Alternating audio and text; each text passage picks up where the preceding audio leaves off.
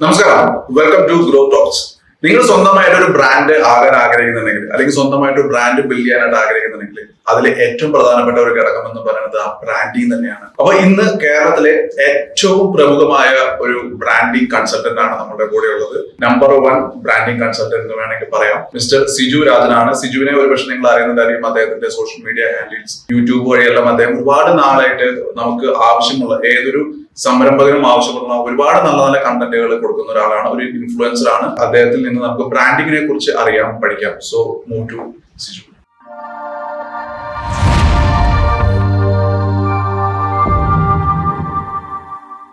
Siju, welcome to grow talks. Okay, അപ്പൊ സിജു ആദ്യം നമ്മളിവിടെ ഇൻട്രൊഡക്ഷൻ സ്റ്റാർട്ട് ചെയ്യാം. അപ്പൊ ഒന്ന് പരിചയപ്പെടുത്തോ. പേര് സിജു രാജൻ, സ്വദേശം പാലക്കാടാണ്. നമ്മുടെ ഓർഗനൈസേഷന്റെ പേര് ബ്രാൻഡിസം LLP, മറ്റൊരു ഓർഗനൈസേഷൻ സ്കിൽ ടീമെന്റ്. അപ്പോൾ ബ്രാൻഡിസിൽ നമ്മൾ കൂടുതൽ ഫോക്കസ് ചെയ്യുന്നത് ബ്രാൻഡ് കൺസൾട്ടേഷൻ, ഒപ്പം തന്നെ ലീഗൽ കൺസൾട്ടേഷൻ, ബിസിനസിന്റെ ലീഗലായിട്ട് ബന്ധപ്പെട്ട കാര്യങ്ങൾ. And third one organisation development training. മറ്റൊരു ഓർഗനൈസേഷൻ നമ്മൾ സ്റ്റാർട്ട് ചെയ്തത് സ്കിൽ ടീമെന്റ്. പേര് വെക്കുന്നത് സ്കിൽ പ്ലസ് എന്റർടൈൻമെന്റ് കൂടെ ചേർത്തിട്ട്. അപ്പൊ നമുക്ക് എന്റർടൈൻമെന്റിലൂടെ ആൾക്കാരെ രസിപ്പിച്ച് അവരെ സ്കിൽഡ് ആക്കുക എന്നൊരു പരിപാടിയാണ്. ഇപ്പോൾ ട്രെയിനിങ് ആണ് അതിന്റെ നമ്മൾ ആക്ടിവിറ്റീസ് പതിയെ സ്റ്റാർട്ട് ചെയ്ത് വരുന്നുണ്ട്. ശരിക്കും പറഞ്ഞാൽ ബ്രാൻഡിങ് പ്ലസ് കൺസൾട്ടിങ് ഇതാണ് മെയിൻ ആയിട്ട് ചെയ്യുന്നത്. അപ്പൊ ഈ സ്കിൽ ടൈമിൽ എന്ത് സ്കിൽസ് ഫോക്കസ് ചെയ്യുന്നു? ഓൺടർപ്രണേഴ്സിന് വേണ്ട സ്കില്ല്, അവരെ സംബന്ധിച്ചിടത്തോളം കമ്മ്യൂണിക്കേഷൻ സ്കിൽ വളരെ ഇമ്പോർട്ടന്റ് ആണ്.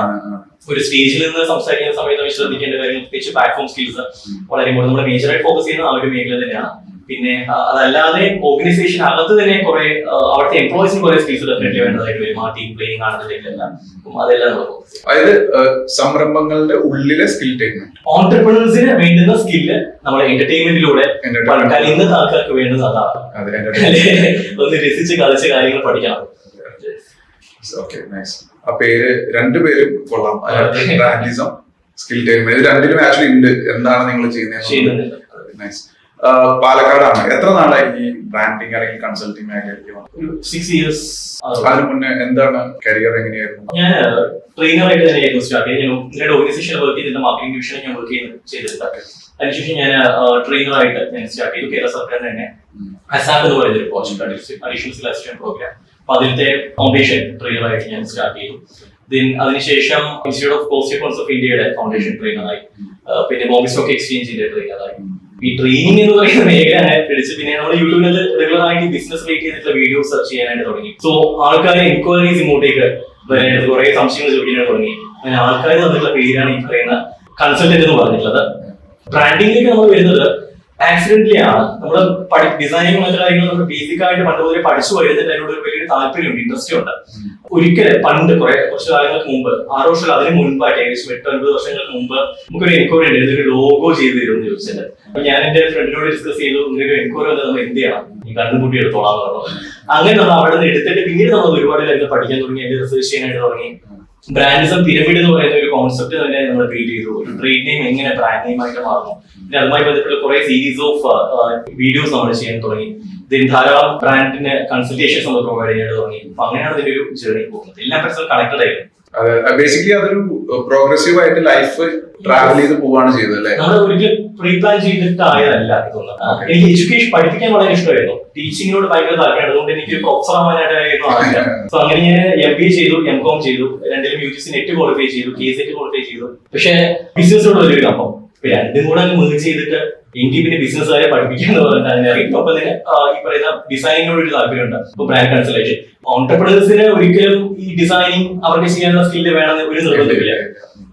സോ ആ ഒരു കൺസൾട്ടേഷൻ ഒരു ഡിപ്പാർട്ട്മെന്റ്, റൈറ്റ് ഗൈഡൻസും ചെയ്യാനുള്ള റൈറ്റ് ടീം ഉണ്ടെങ്കിൽ ചെയ്യാവുന്ന കാര്യമുള്ളൂ. രണ്ട് ഇമ്പോർട്ടന്റ് ആണ്. ഓൺടർപ്രണേഴ്സിനെ സംബന്ധിച്ചിടത്തോളം പലപ്പോഴും സുഹൃത്ത് സാറിന് അറിയാതിരിക്കാം, ബ്രാൻഡിംഗ് എല്ലാം നല്ല പക്കയായിട്ട് ചെയ്തിട്ടുണ്ട്, പക്ഷെ ഇത് റൺ ചെയ്യാനായിട്ടുള്ള സ്കില്ല് ഇവനില്ല. ഒരിക്കലും ആ ബ്രാൻഡ് മുന്നോട്ടേക്ക് പോകത്തില്ല. നേരെ തിരിച്ചു പോലെ തന്നെ നല്ല സ്കില്ലുണ്ട്, നല്ല കമ്മ്യൂണിക്കേഷൻ സ്കില്ലുണ്ട്, മാർക്കറ്റിംഗ് സ്കില്ലുണ്ട്, ബ്രാൻഡിന്റെ ഫൗണ്ടേഷൻ വളരെ മോശമാണ്. ശരിക്കും ഈ ബ്രാൻഡിന്റെ ഫൗണ്ടേഷൻ മോശമാണെന്ന് നമ്മൾ പറയുമ്പോൾ ഇത് പല ആൾക്കാർക്കും അത് മനസ്സിലാവുന്നില്ല. എന്തൊക്കെ ഉദ്ദേശിക്കുന്നത്? ബ്രാൻഡിന്റെ ഫൗണ്ടേഷൻ മോശമാണ്, അല്ലെങ്കിൽ ബ്രാൻഡ് ഇപ്പൊ നമ്മൾ പലപ്പോഴും പറയും ലോഗോ ഡിസൈൻ ചെയ്യണം, അല്ലെങ്കിൽ തീം ഡിസൈൻ ചെയ്യണം. അപ്പോ പൊതുവെ എന്ത് കോസ്റ്റ് പരിചയത്തിൽ ആരെങ്കിലും ഉണ്ടോ? അങ്ങനെ ഒരു ലോ ലെവലിലാണ് എപ്പോഴും പലരും തിങ്ക് ചെയ്യുന്നത്. അതൊക്കെ നമുക്കൊന്ന് മാറ്റണം.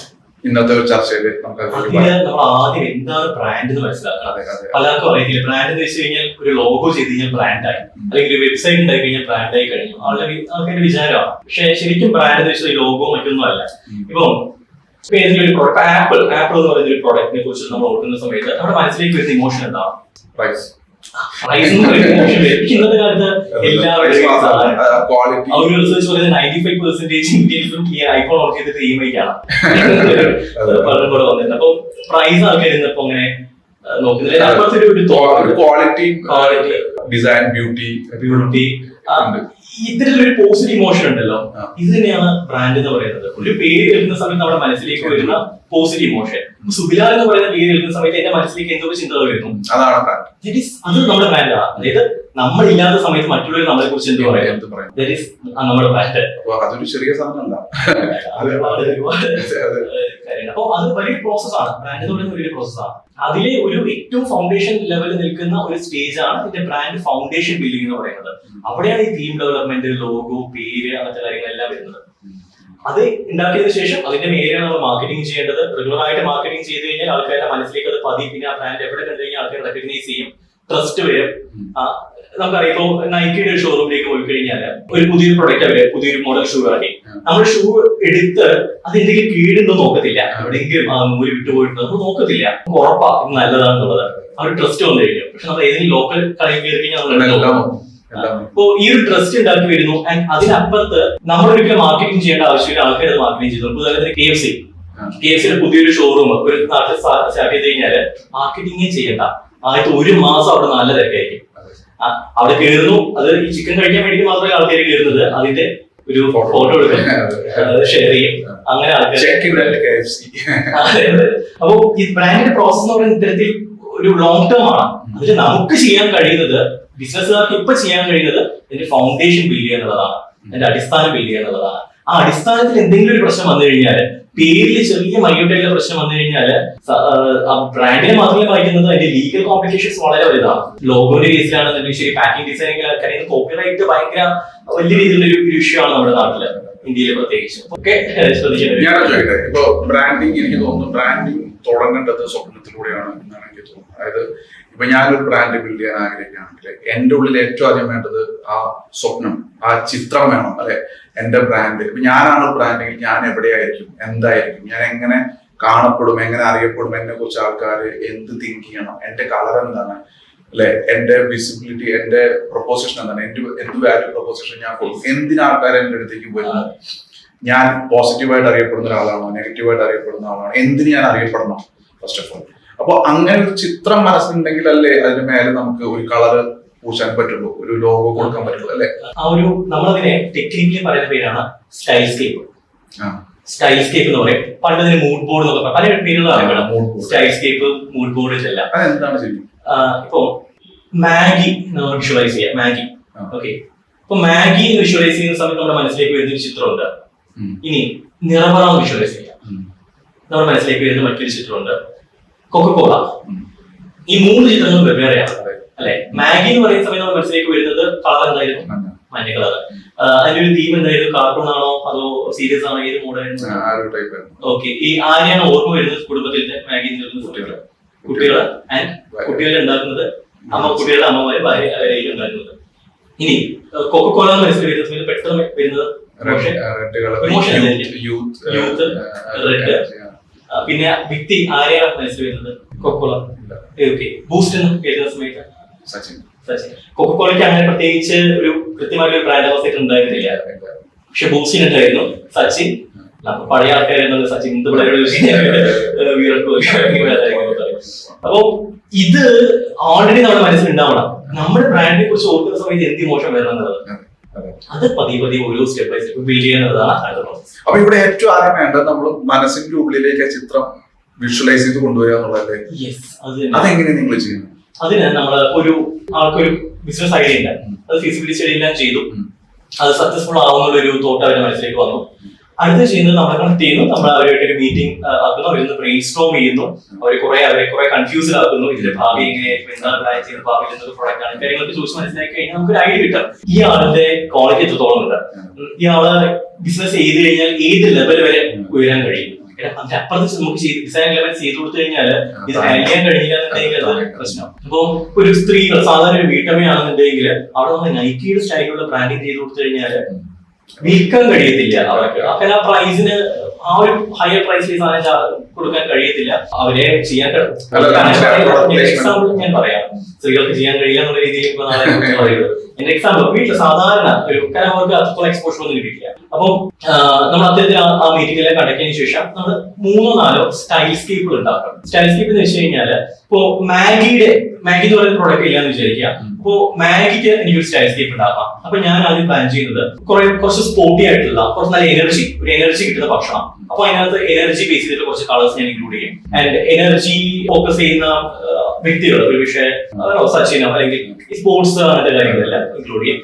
അത്തരത്തില് ഒരു പോസ്റ്റർ പോലെ ഞാൻ ഉണ്ടാക്കും. ഒരു പോസ്റ്റർ പോലെ ഇത് കാണുന്ന പോലെ ഒരു പോസ്റ്റർ ഞാൻ ഉണ്ടാക്കും. ഇനി മറ്റൊരു തീം എടുക്കുകയാണെങ്കിൽ ഇപ്പം അഡ്വഞ്ചറസ് ആയിട്ടുള്ള തീം. ഇപ്പൊ നമുക്ക് അറിയുന്ന ആൾക്കാർക്ക് അഡ്വഞ്ചറസ് ട്രിപ്പ് ഒക്കെ ഭയങ്കര ഇഷ്ടമാണ്. അപ്പൊ അവര് ദൂരെ മല കയറുന്നു, അവിടെ എന്തെങ്കിലും ഒരു ടെന്റ് അടിക്കുന്നു, അവിടെ നിന്ന് ഫുഡ് ഉണ്ടാക്കുന്നു. അത്തരത്തിലൊരു തീം. അവിടെ ഫോറസ്റ്റില് രാത്രി എല്ലാം തീയൊക്കെ ഇങ്ങനെ കത്തിച്ച് വെച്ചിട്ട് ഫുഡ് ഉണ്ടാക്കുന്ന ഒരു തീം. ഇതെല്ലാം നമ്മൾ വിഷ്വലൈസ് ചെയ്യും. നമ്മൾ ഇമേജസ് എല്ലാം വെച്ചുകൊണ്ട് ഇവരുടെ പോസ്റ്റർ എങ്ങനെ ഉണ്ടാകുന്നുള്ള നമ്മൾ എല്ലാം ഉണ്ടാക്കും. അപ്പോൾ ഇത് കണ്ടു കഴിഞ്ഞാൽ ഇവർക്ക് കൃത്യമായിട്ട് മനസ്സിലാക്കും. കാരണം ഇവരുടെ മനസ്സിലുള്ള കാര്യങ്ങളായിരിക്കും ഇത്, നമ്മുടെ മനസ്സിലുള്ള കാര്യങ്ങളായിരിക്കും ഇത്. ഇത് പറഞ്ഞ് എക്സ്പ്ലെയിൻ ചെയ്യാൻ കഴിയത്തില്ല, ഇത് കാണിച്ചു കൊടുക്കണം. അപ്പോ ഇത്തരത്തിൽ നമ്മൾ കാണിച്ചു കൊടുക്കുന്നു.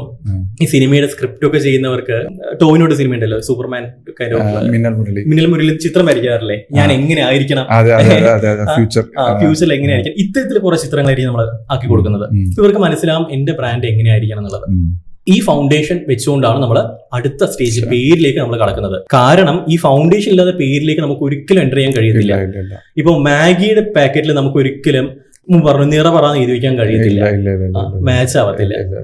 തീം ഡെവലപ്മെന്റ് ആണ് ആദ്യം നമ്മൾ ചെയ്യുന്നത്. സിജു, നമ്മൾ ഇന്ന് സംസാരിക്കുന്നത് ഇ കൊമേഴ്സ്, അതായത് ചെറുകിട സംരംഭകർ അവരുടെ സ്വന്തമായിട്ടൊരു ബ്രാൻഡ് ബിൽഡ് ചെയ്ത് ഇ കൊമേഴ്സിലേക്ക് സെല് ചെയ്യാൻ വേണ്ടിയിട്ട് ശ്രമിക്കുമ്പോൾ അതിന് വേണ്ടുന്ന ബ്രാൻഡിങ് പെർസ്പെക്റ്റീവിനെ കുറിച്ചാണ്. ഇപ്പോൾ പേഴ്സണൽ ബ്രാൻഡിങ് ഒരു സെഗ്മെന്റ് ആണ്, പിന്നെ E commerce branding, product branding വേറൊരു സെഗ്മെന്റ് ആണ്. അങ്ങനെ പല പല ടൈപ്പ് ഓഫ് ബ്രാൻഡിങ്സ് ഉണ്ട്. അപ്പൊ നമുക്ക് ഇന്ന് ചർച്ച ചെയ്യേണ്ടത് ചെറുകിട സംരംഭകർക്ക് സ്വന്തമായിട്ട് അല്ലെങ്കിൽ ഒരു any company getting into e commerce, അത് ആമസോണിലായിക്കോട്ടെ, സ്വന്തം ഇ കൊമേഴ്സ് പ്ലാറ്റ്ഫോം ആയിക്കോട്ടെ. അപ്പോൾ അത് സ്ക്രാച്ചിൽ നിന്ന് ബിൽഡ് ചെയ്യുകയാണെങ്കിൽ എങ്ങനെയായിരിക്കണം അവർ അപ്രോച്ച് ചെയ്യേണ്ടത് എന്നുള്ളതാണ്. അപ്പോൾ അത് എനിക്കറിയില്ല എവിടെ തുടങ്ങണം എന്നുള്ളത്. ഇതാണ് നമ്മുടെ ആവശ്യം. അപ്പോൾ അത് എവിടെ തുടങ്ങണം എന്നുള്ളത് അതിന് ഡിഫറൻസ് ഒന്ന് നോക്കാം. അതായത് നമ്മളൊരു ഷോപ്പിൽ ഒരു പ്രൊഡക്റ്റ്, റീറ്റെയിൽ ഔട്ട്ലെറ്റ് ഒരു ഷോപ്പ് വയ്ക്കുന്നത്, ഇ കൊമേഴ്സിൽ ഒരു പ്രൊഡക്റ്റ് വയ്ക്കുന്നത്, രണ്ടും തമ്മിൽ കസ്റ്റമേഴ്സിന്റെ പെർസ്പെക്റ്റീവിൽ ഒരുപാട് വ്യത്യാസമുണ്ട്. ഇപ്പൊ നമ്മൾ ഒരു ഷോപ്പിലേക്ക്, ഒരു ലുലുവിലേക്ക് നമ്മൾ കയറി ചെല്ലാന്ന് വിചാരിക്കുക. അവിടെ കോഫി പൗഡർ, അതിന്റെ കുറച്ച് ബ്രാൻഡ് കാണാണ്, നല്ല പ്രീമിയം കളേഴ്സിൽ ഗോൾഡൻ കളറും പീകോക്ക് ബ്ലൂ കളറിലെല്ലാം പാക്കറ്റ് നമ്മൾ കണ്ടു കഴിഞ്ഞാൽ ആദ്യം നിന്ന് നമ്മുടെ മനസ്സിലേക്ക് വരും, ഇത് നമ്മളെ കൊണ്ട് ഒക്കില്ല, നല്ല പ്രൈസ് കൂടുതലായിരിക്കും എന്നുള്ളൊരു ചിന്ത വരും. തൊട്ടപ്പുറത്ത് തന്നെ ഒരു മഞ്ഞ കളറിൽ കാപ്പിയുടെ കുരുവൊക്കെ വെച്ചിട്ട് സാധാരണ ഒരു പാക്കറ്റ് കണ്ടു കഴിഞ്ഞാൽ ഇതിനധികം വിലയൊന്നും ഉണ്ടാവില്ല, ഇത് തോന്നൽ നമ്മുടെ മനസ്സിൽ വരും. ഒരുപക്ഷെ അതിന് വില വളരെ കുറവായിരിക്കാം ആ പ്രീമിയം കൈൻഡ് ഓഫ് പാക്കിംഗ് ചെയ്തിട്ടുള്ളത്. പക്ഷെ പാക്കിംഗ് കണ്ടുകൊണ്ട് ആൾക്കാർ ഇതിന്റെ വില എത്രയുണ്ടെന്ന് ആളുടെ മനസ്സിലേക്ക് ജഡ്ജ് ചെയ്യും. അത് എടുക്കാതിരിക്കാനായിട്ടുള്ള സാധ്യത വളരെ കൂടുതലാണ്. അതുകൊണ്ട് റീറ്റെയിൽ മാർക്കറ്റിൽ എന്ന് വെച്ച് കഴിഞ്ഞാൽ ഷോപ്സിൽ നമ്മൾ പ്ലേ ചെയ്യുന്ന സമയത്ത് പ്രധാനമായിട്ടും ഈ MRP വലിയ രീതിയിൽ പ്ലേ ചെയ്യുന്നുണ്ട്. പ്രൈസിങ്ങിനനുസരിച്ച് നമ്മൾ ബ്രാൻഡിങ് ചെയ്യേണ്ടതായിട്ട് വരും. ഇപ്പോൾ എക്കോണമി പ്രൊഡക്റ്റ് ആണെന്നുണ്ടെങ്കിൽ അവിടെ കൂടുതൽ കുറച്ചൊരു മഞ്ഞ നിറം കൂടുതൽ കൊടുത്തിട്ട് നമ്മൾ ചെയ്യേണ്ടതായിട്ട് വരും. ഒരു പ്രീമിയം ആണെന്നുണ്ടെങ്കിൽ അവിടെ നമ്മൾ കുറച്ചൊരു ഒരു ബ്ലാക്ക്, ഗോൾഡൻ, പീകോക്ക് ബ്ലൂ അത്തരത്തിലുള്ള കൈൻഡ് ഓഫ് കളേഴ്സ് നമ്മൾ കൂടുതൽ കൊടുത്തിട്ട് ചെയ്യേണ്ടതായിട്ട് വരും. എങ്കിലും ആൾക്കാർ കൃത്യമായിട്ട് ജഡ്ജ് ചെയ്തിട്ട് ആൾക്കാർ എടുക്കത്തുള്ളൂ. പക്ഷെ ഇ കൊമേഴ്സിൽ അങ്ങനെയല്ല. ആമസോൺ നോക്കുകയാണെന്നുണ്ടെങ്കിൽ നമ്മൾ അതിനകത്ത് സ്ക്രോൾ ചെയ്യുന്ന സമയത്ത് അതിന്റെ പ്രൈസും കാണാം. ഒരു ഉദാഹരണം പറയാം. ബാഗാണ് ഞാൻ വാങ്ങുന്നത് വിചാരിക്കുക. ഓക്കെ, ഒരേ ബ്രാൻഡിന്റെ ബാഗാണ് കാണുന്നത്, തൊട്ടടുത്തടുത്ത് കാണുന്നുണ്ട്. ഒരെണ്ണത്തിലെ കുറച്ച് ബ്ലറി ആയിട്ടുള്ള ഒരു ഇമേജ് മാത്രമേ ഉള്ളൂ ബാഗിന്റെ. ഓക്കെ, വില 1000 രൂപ, 1200 രൂപ, 5000 രൂപ ഫിക്സ് ചെയ്യാം. തൊട്ടടുത്തത് സെയിം ബ്രാൻഡിന്റെ തന്നെയാണ്. അതിന് മൾട്ടിപ്പിൾ ഇമേജസ് അതിനകത്ത് വെച്ച് നല്ല ക്ലാരിറ്റി ഉള്ള ഇമേജ്, അതിനകത്ത് ഒരു ലേഡി ബാഗ് തൂക്കി നിൽക്കുന്നത്, ഒരു ജെന്റ് ബാഗ് തൂക്കി നിൽക്കുന്നത്, ആ ബാഗിന്റെ ഫാബ്രിക് ഏതാണ്, ഇങ്ങനെ വട്ടത്തിൽ കുറെ സാധനങ്ങളൊക്കെ കാണിച്ചു കൊടുത്തിട്ടുണ്ട്, ഫാബ്രിക് ഏതാണ്, അതിന്റെ സിബിന്റെ ആ ഒരു ഫംഗ്ഷനാൽ, ഇങ്ങനത്തെ കുറെ കാര്യങ്ങളെല്ലാം എക്സ്പ്ലെയിൻ ചെയ്തിട്ട് ഒരു 3-4 സ്ലൈഡ്സ് അതിനകത്ത് വെച്ചിട്ടുണ്ട്. സെയിം പ്രൈസ് ആണ്, നമ്മൾ ഏതെടുക്കും? അതെടുക്കും, രണ്ടാമത്തെ എടുക്കും. ഈവൻ ദോ പ്രോഡക്റ്റ് സെയിം ആണ്, കമ്പനി സെയിം ആണ്, പ്രൈസ് സെയിം ആണെന്നുണ്ടെങ്കിൽ പോലും ആൾക്കാർ എടുക്കുന്ന രണ്ടാമത്തേതായിരിക്കും. That is branding. അത്രയും ഡിഫറൻസ് വരുന്നത്. അപ്പോൾ നമ്മൾ ഇ കൊമേഴ്സിൽ ചെയ്യുന്ന സമയത്ത് ആ ഒരു അട്രാക്ഷൻ, ആ ഒരു വിഷ്വൽ അട്രാക്ഷന് കൂടുതൽ ഇമ്പോർട്ടൻസ് കൊടുക്കണം, irrespective of the price. Price even കുറവാണെന്നുണ്ടെങ്കിൽ പോലും നമ്മൾ അവിടെ നല്ല രീതിയിൽ ഈ ബ്രാൻഡിന്റെ ഒരു വിഷ്വൽ സാധനം കുറച്ച് നല്ല ഒന്ന് ഉയർത്തി വെച്ച് കഴിഞ്ഞാലേ ആൾക്കാർ എടുക്കത്തുള്ളൂ. അല്ലെങ്കിൽ ആൾക്കാർക്ക് കമ്പയർ ചെയ്യാൻ വളരെ ഈസിയാണ്. മറ്റേതുപോലെയല്ല, കടയിൽ പോലെയല്ല. കടയിൽ ആൾക്കാർ പ്രൈസ് കാണുന്നില്ല, പ്രൊഡക്റ്റ് കണ്ട് ഇഷ്ടപ്പെട്ട് കഴിഞ്ഞാൽ പ്രൈസ് നോക്കുന്നത്. പക്ഷെ ഇവിടെ ആദ്യം പ്രൈസാണ് കാണുന്നത്. അപ്പോൾ നമ്മൾ ഇ കൊമേഴ്സിൽ ചെയ്യുന്ന സമയത്ത് നിർബന്ധമായിട്ടും ആ പറയുന്ന അപ്പൊ ശരിക്കും നമ്മൾ പ്രൊഡക്റ്റ് ക്രിയേറ്റ് ചെയ്യുന്ന സമയത്തെ നമ്മൾ ഇ കൊമേഴ്സിന് വേണ്ടി തന്നെ മുൻകൂട്ടി കണ്ടിട്ട് ഡിസൈൻ ചെയ്യേണ്ടി വരുമോ? അങ്ങനെ ചെയ്യണമെന്നല്ല. ഇപ്പൊ മാമഎർത്ത് എന്ന് പറയുന്ന ബ്രാൻഡ് തുടക്കത്തിൽ വന്നത് അവർ ഇ കൊമേഴ്സിൽ ആയിരുന്നു. റൈറ്റ്, പിന്നീടാണ് ഈ പറയുന്ന നമ്മുടെ നാട്ടിലെ ചെറിയ ഷോപ്സിലൊക്കെ വന്നത്. പിന്നീട് അവരുടേതായിട്ടുള്ള എക്സ്ക്ലൂസീവ് ഷോറൂംസ് പിന്നീട് ഷോപ്സിലേക്ക് വന്നത്. ബോട്ട്, നമ്മുടെ ബോട്ട് കമ്പനി, അവരും ഇനീഷ്യലി ഇ കൊമേഴ്സിലായിരുന്നു പ്ലേസ് ചെയ്തിട്ടുണ്ട്. പിന്നീട് നമ്മുടെ നാട്ടില് കടയിൽ കിട്ടുന്നതുകൊണ്ട് എനിക്ക് അറിയില്ലെന്ന് തോന്നുന്നു, വളരെ കുറവാണ് വരാനായിട്ട് തുടങ്ങിയത്. അപ്പം ഈ ഇ കൊമേഴ്സിൽ ആദ്യം തുടക്കക്കാരെ സംബന്ധിച്ചിടത്തോളം ഏറ്റവും നല്ലത് ഇ കൊമേഴ്സിലേക്ക് ആദ്യം ഒന്ന് എൻറ്റർ ചെയ്യുക എന്നുള്ളതാണ്. എൻറ്റർ ചെയ്ത് നമുക്ക് നല്ലൊരു കസ്റ്റമർ ബേസ് ഉണ്ടാക്കി കഴിഞ്ഞാൽ ഡെഫിനറ്റ്ലി കുറച്ചുകൂടെ ഈസി ആയിട്ട് നമുക്ക് റീറ്റെയിൽ ഔട്ട്ലെറ്റ്സിൽ വെക്കാനായിട്ട് കഴിയും. അപ്പം ചോദിച്ചാൽ ഉത്തരം ഇതാണ്, നമ്മൾ അത്തരത്തിൽ ഫോക്കസ് ചെയ്യുകയാണെങ്കിൽ നല്ലതാണ്. ഇ കൊമേഴ്സിന് വേണ്ടി എക്സ്ക്ലൂസീവ് ആയിട്ടുള്ള ഒരു ബ്രാൻഡിങ് ചെയ്യുകയാണെന്നുണ്ടെങ്കിൽ നല്ലതാണ്. ഒരു ബ്രാൻഡിന് ഇപ്പോൾ നമ്മളൊരു ചെക്ക് ലിസ്റ്റ് ക്രിയേറ്റ് ചെയ്യണല്ലോ, അതായത് എന്തൊക്കെ ചെയ്യണം എന്തൊക്കെ ചെയ്യരുത്, അങ്ങനെ ഒരു ലിസ്റ്റ് ഉണ്ടായിരിക്കും. അപ്പോൾ അങ്ങനെ എന്തെങ്കിലും ഒരു ലിസ്റ്റ് ഉണ്ടോ? അതിൽ ഇപ്പോൾ ഞാൻ സ്വന്തമായിട്ട് ബ്രാൻഡ് ഇ കൊമേഴ്സിന് വേണ്ടി പ്ലാൻ ചെയ്യാമെന്ന് വിചാരിക്കും. അപ്പോൾ എനിക്ക് എന്തൊക്കെ പ്രിപ്പയർ ചെയ്യണം to sell a product online? 2, ഞാൻ എന്തൊക്കെ ചെയ്യരുത്, അതുപോലെ എന്തൊക്കെ പ്രിക്കോഷൻസ് എടുക്കണം? ഇതിനെക്കുറിച്ച് ഒന്ന് ഡീറ്റെയിൽ ആയിട്ട് പറയാം. ഓക്കെ, നമുക്ക് ഇ കൊമേഴ്സിന് മാത്രം എല്ലായ്പ്പോഴും നമുക്ക് ഇ കൊമേഴ്സിൽ മാത്രം പ്ലേ ചെയ്യാൻ കഴിയത്തില്ല. നമ്മൾ ബിസിനസ് സ്റ്റേജിൽ എത്തിക്കഴിഞ്ഞാൽ അല്ലാതെയുള്ള ഷോപ്സിൽ അല്ലെങ്കിൽ നമ്മുടെ എക്സ്ക്ലൂസീവ് ഷോറൂം എല്ലാം നമുക്ക് സ്റ്റാർട്ട് ചെയ്യേണ്ടതായിട്ട് വരും. അതുകൊണ്ട് തന്നെ ഒരു ലോങ് ടേമിലേക്ക് ചിന്തിച്ചിട്ട് വേണം ചെയ്യാൻ. ഒരു 10-20 വർഷത്തേക്ക് നമ്മൾ മുൻകൂട്ടി പ്ലാൻ ചെയ്തിട്ട് വേണം ഒരു ബ്രാൻഡിന്റെ ഫൗണ്ടേഷൻ ബിൽഡ് ചെയ്യാനായിട്ട്. പക്ഷേ 20 years ഒക്കെ നമുക്ക് പ്ലാൻ ചെയ്യാൻ പറ്റുമോ ഒരു സാധാരണ ഒരു സംരംഭകനെ കുറിച്ച്? പറയാൻ കഴിയത്തില്ല. മാമഎർത്ത് തുടങ്ങിയത് എങ്ങനെയായിരുന്നു? വളരെ ചെറിയ രീതിയിൽ സ്റ്റാർട്ട് ചെയ്ത സാധനമാണ്. ഇന്ന് എവിടെ നിൽക്കുന്നു? ബോട്ട് എങ്ങനെയാണ്? വളരെ ചെറിയ രീതിയിൽ സ്റ്റാർട്ട് ചെയ്തതാണ്. ഇന്ന് നമ്മൾ ആദ്യം തുടക്കത്തിൽ പറഞ്ഞ പോലെ സ്വപ്നം കാണാം, ആ വലിയൊരു സ്വപ്നം കാണാം അതില്. കാരണം അങ്ങനെ കണ്ടു കഴിഞ്ഞാൽ നമുക്ക് അത്യാവശ്യം ഒന്ന് പിടിച്ച് പോകാനായിട്ട് കഴിയത്തുള്ളൂ.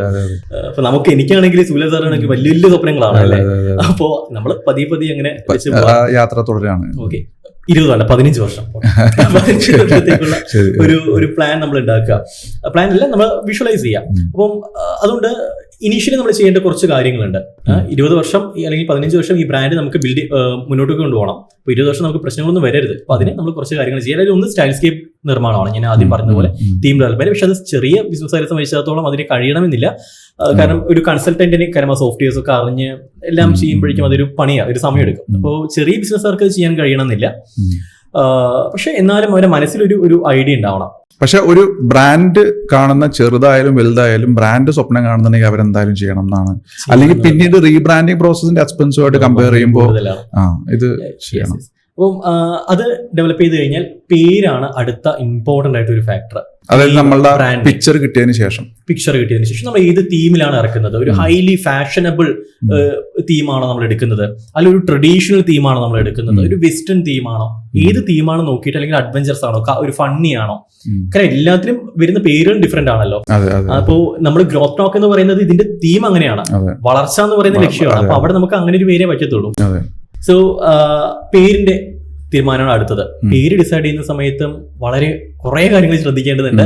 പ്രത്യേകിച്ച് നമ്മളൊരു ഇന്ത്യയിലെ ഒരു ബ്രാൻഡ് ലോഞ്ച് ചെയ്യുന്ന സമയത്ത്. ഇന്നിപ്പോ ഇന്ത്യ പുറത്തുനിന്നൊന്നും ഇല്ല, എല്ലാവിടെയും നമുക്ക് പ്രോഡക്റ്റ് വിൽക്കാൻ കഴിയുന്നതുകൊണ്ട് തന്നെ നമ്മൾ എല്ലാം നോക്കേണ്ടതായിട്ട് വരും. അതിൽ ഏറ്റവും ഇമ്പോർട്ടന്റ്, ലോകത്ത് ഒരുപാട് സുബിലാൽ ഉണ്ടാവും. ഞാൻ ഒരു സുബിലാൽ ഞാൻ കേട്ടിട്ടുള്ളൂ കേട്ടോ, പേര് ഞാൻ കേട്ടിട്ടില്ല.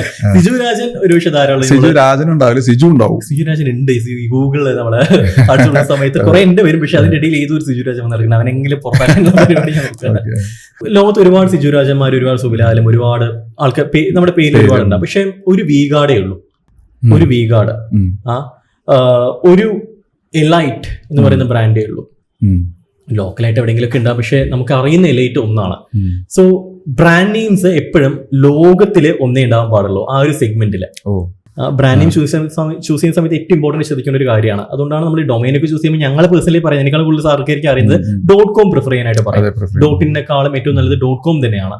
കാരണം പണ്ട് മുതലേ സെർച്ചിലും ഏറ്റവും ടോപ്പിൽ വരുന്നത് തന്നെ ആയിരിക്കുമല്ലോ .com. സോ ആ പേരിനോടൊപ്പം എന്തെങ്കിലുമൊക്കെ ആഡ് ചെയ്തിട്ട് .com കിട്ടുന്ന പരിപാടിയില്ല. കോർ നെയിം ഇപ്പൊ ഫ്രൂട്ടി എന്ന് പറയുന്ന പേരാണെങ്കിൽ ഫ്രൂട്ടി ഡ്രിങ്ക്സ് .com അല്ലെങ്കിൽ അതൊക്കെ കിട്ടും. പക്ഷെ ഫ്രൂട്ടി എന്ന് പറയുന്ന പേര് നമുക്ക് കിട്ടണം. ഫ്രൂട്ടി.com ഇത് ഉണ്ടാക്കിയെടുക്കുന്ന അത്ര ഈസി അല്ല. അത്തരത്തിലുള്ള ബ്രാൻഡ് ഇംഗ്ലീഷ് ഡിക്ഷണറി നോക്കി കഴിഞ്ഞാൽ പേര് കിട്ടത്തില്ല. ഇല്ല. അതുകൊണ്ട് നമ്മൾ പലപ്പോഴും കൺസ്ട്രക്ട് ചെയ്യേണ്ടതായിട്ട് വരും, പുതിയ പുതിയ പേരുകൾ ഉണ്ടാക്കേണ്ടതായിട്ട് വരും. ഫ്ലിപ്കാർട്ടിന്റെ ഒക്കെ പോലെ യെസ്, അത്തരത്തിൽ ഒരു കമ്പൈൻ ചെയ്ത് 2 വാക്കുകൾ തമ്മിൽ കമ്പൈൻ ചെയ്തിട്ടുള്ള പേരുകളൊക്കെ നമ്മൾ ഉണ്ടാക്കേണ്ടതായിട്ട് വരും. അതൊന്നും നോക്കേണ്ടത് അനിവാര്യമാണ്. രണ്ടാമത്തെ ട്രേഡ് മാർക്ക് അവൈലബിലിറ്റി. ഇന്ത്യയിൽ ട്രേഡ് മാർക്ക് നമുക്ക് രജിസ്ട്രേഷൻ കിട്ടുന്നുള്ള ഒരു 80% ഉറപ്പുള്ള പേരുകളായിരിക്കണം ചൂസ് ചെയ്യേണ്ടത്. അല്ലാന്നുണ്ടെങ്കിൽ നാളെ നമുക്ക് ട്രേഡ് മാർക്ക് കിട്ടിയില്ല. സംഭവിക്കാൻ പോകുന്നത് ഈ പേരിൽ വേറെ ആരെങ്കിലും ട്രേഡ് മാർക്ക് എടുത്തിട്ടുണ്ടെന്നുണ്ടെങ്കിൽ അവർക്ക് വേണമെങ്കിൽ നമുക്ക് എഗെയിൻസ്റ്റ് ആയിട്ട് ഒരു ഫയല് ഒരു നോട്ടീസ് അയക്കാനായിട്ട് കഴിയും, നമ്മൾ നിർത്തേണ്ടതായിട്ട് വരും. അത്തരത്തിൽ വന്നിട്ടുണ്ട്. എറൗണ്ട് അവർ ചോദിച്ചത് 50 ലക്ഷം രൂപയാണ്. ഈ പേര് നിങ്ങൾ യൂസ് ചെയ്തതുകൊണ്ട് 50 ലക്ഷം രൂപ പേ ചെയ്യണം. മാത്രമല്ല ഇതെല്ലാം ഡിസ്പോസ് ചെയ്യേണ്ടതായിട്ട് വരും, ഇനി യൂസ് ചെയ്യരുതെന്ന് പറഞ്ഞിട്ട് അതിലൊരു ലീഗൽ നോട്ടീസ് വന്നിട്ടുള്ള ഒരു ടീം ഉണ്ടായിരുന്നു. ഒരുപാട് പേര് വന്നിട്ടുണ്ടാവും, പലതും പറയത്തില്ല, പലതും അവിടെ വെച്ച് നിർത്താറുണ്ട്. അപ്പോൾ അത് വളരെ ഇമ്പോർട്ടന്റ് ആണ്. കാരണം ലീഗലി എന്തെങ്കിലും പ്രശ്നം വന്നു കഴിഞ്ഞാൽ നമ്മൾ ഇത്രയും ചെയ്തുള്ള ബ്രാൻഡിങ് ആക്ടിവിറ്റി, മാർക്കറ്റിംഗ് ആക്ടിവിറ്റീസ് എല്ലാം വേസ്റ്റ് ആവും. അപ്പം ഈ ട്രേഡ് മാർക്ക് കിട്ടുന്നുള്ളത് ഒരു 80% ഉറപ്പാക്കിയതിന് ശേഷം മാത്രം അതിലേക്ക് ആ ഒരു പേര് ചൂസ് ചെയ്യാനായിട്ട് നോക്കുക. ഈ 3 കാര്യങ്ങൾ, ഒന്ന് നമുക്ക് ലോകത്തിലെ പേരിൽ ഒരു കമ്പനിയെ പാടുള്ളത് നമ്മുടെ കമ്പനി ആയിരിക്കണം. 2 .com ഡൊമൈൻ കിട്ടുന്നുള്ളത് ഉറപ്പാക്കണം. മൂന്നാമത്തേത് ട്രേഡ് മാർക്ക് അവൈലബിലിറ്റി. ഈ 3 കാര്യങ്ങളും ഇൻഷുർ ചെയ്യേണ്ടത് വളരെ ഇമ്പോർട്ടന്റ്. മാത്രമല്ല നമ്മുടെ ഒരു തീമുമായിട്ട് കണക്ട് ചെയ്യും വേണം, പേര് കണക്ട് ചെയ്യാൻ വേണം. പക്ഷെ അത് കണക്ട് ചെയ്യാൻ നിർബന്ധമില്ല. ഇപ്പൊ നമ്മൾ ആപ്പിൾ ഫ്രൂട്ട്സ് അല്ല എപ്പോഴും പറയുന്ന ഒരു ക്ലീഷ ഒരു എക്സാമ്പിൾ ആണ്. ബോട്ട് അവരിറക്കുന്ന ബോട്ടല്ലല്ലോ, ഇലക്ട്രോണിക് സാധനങ്ങളല്ലേ. പേര് ഡിസിഷൻ ഇസ് വെരി ഇമ്പോർട്ടന്റ്. പക്ഷെ അഗൈൻ ഈ ഡൊമൈനൊക്കെ കിട്ടുക വളരെ ബുദ്ധിമുട്ടാണ്. അതുകൊണ്ടാണ് പലപ്പോഴും പേരൊക്കെ എടുത്തു കൊടുക്കുന്നവര് നല്ല എമൗണ്ട് ആണ് വാങ്ങുന്നത്. അത് പക്ഷെ ഒരു അസറ്റ് ആണ്, ആ ഒരു brand name is N asset. അതുകൊണ്ട് കൺസ്ട്രക്ട് ഇപ്പോൾ നമ്മൾ റീസെന്റ് ചെയ്തു കൊടുത്തുള്ളതായിരുന്നു ഓർഗസ്റ്റ് എന്ന് പറയുന്നത്. അവർ ഇറക്കുന്നത് ബനാന പൗഡർ, കുട്ടികൾക്കുള്ള കണ്ണൻകായുടെ പൊടി, അതാണ്. അപ്പോ 2 ടേംസ് എടുത്തു, ഓർഗാനിക് പ്ലസ് റോബസ്റ്റ്. അപ്പൊ 2 കൂടെ ചേർത്തിട്ട് ഓർഗസ്റ്റ് എന്നാക്കി. .com കിട്ടി, ട്രേഡ് മാർക്ക് രജിസ്റ്റർ ആയി കിട്ടി. അപ്പൊ അങ്ങനെയുള്ള കുറെ പേരുകൾ നമ്മൾ ചെയ്തിട്ടുണ്ട്.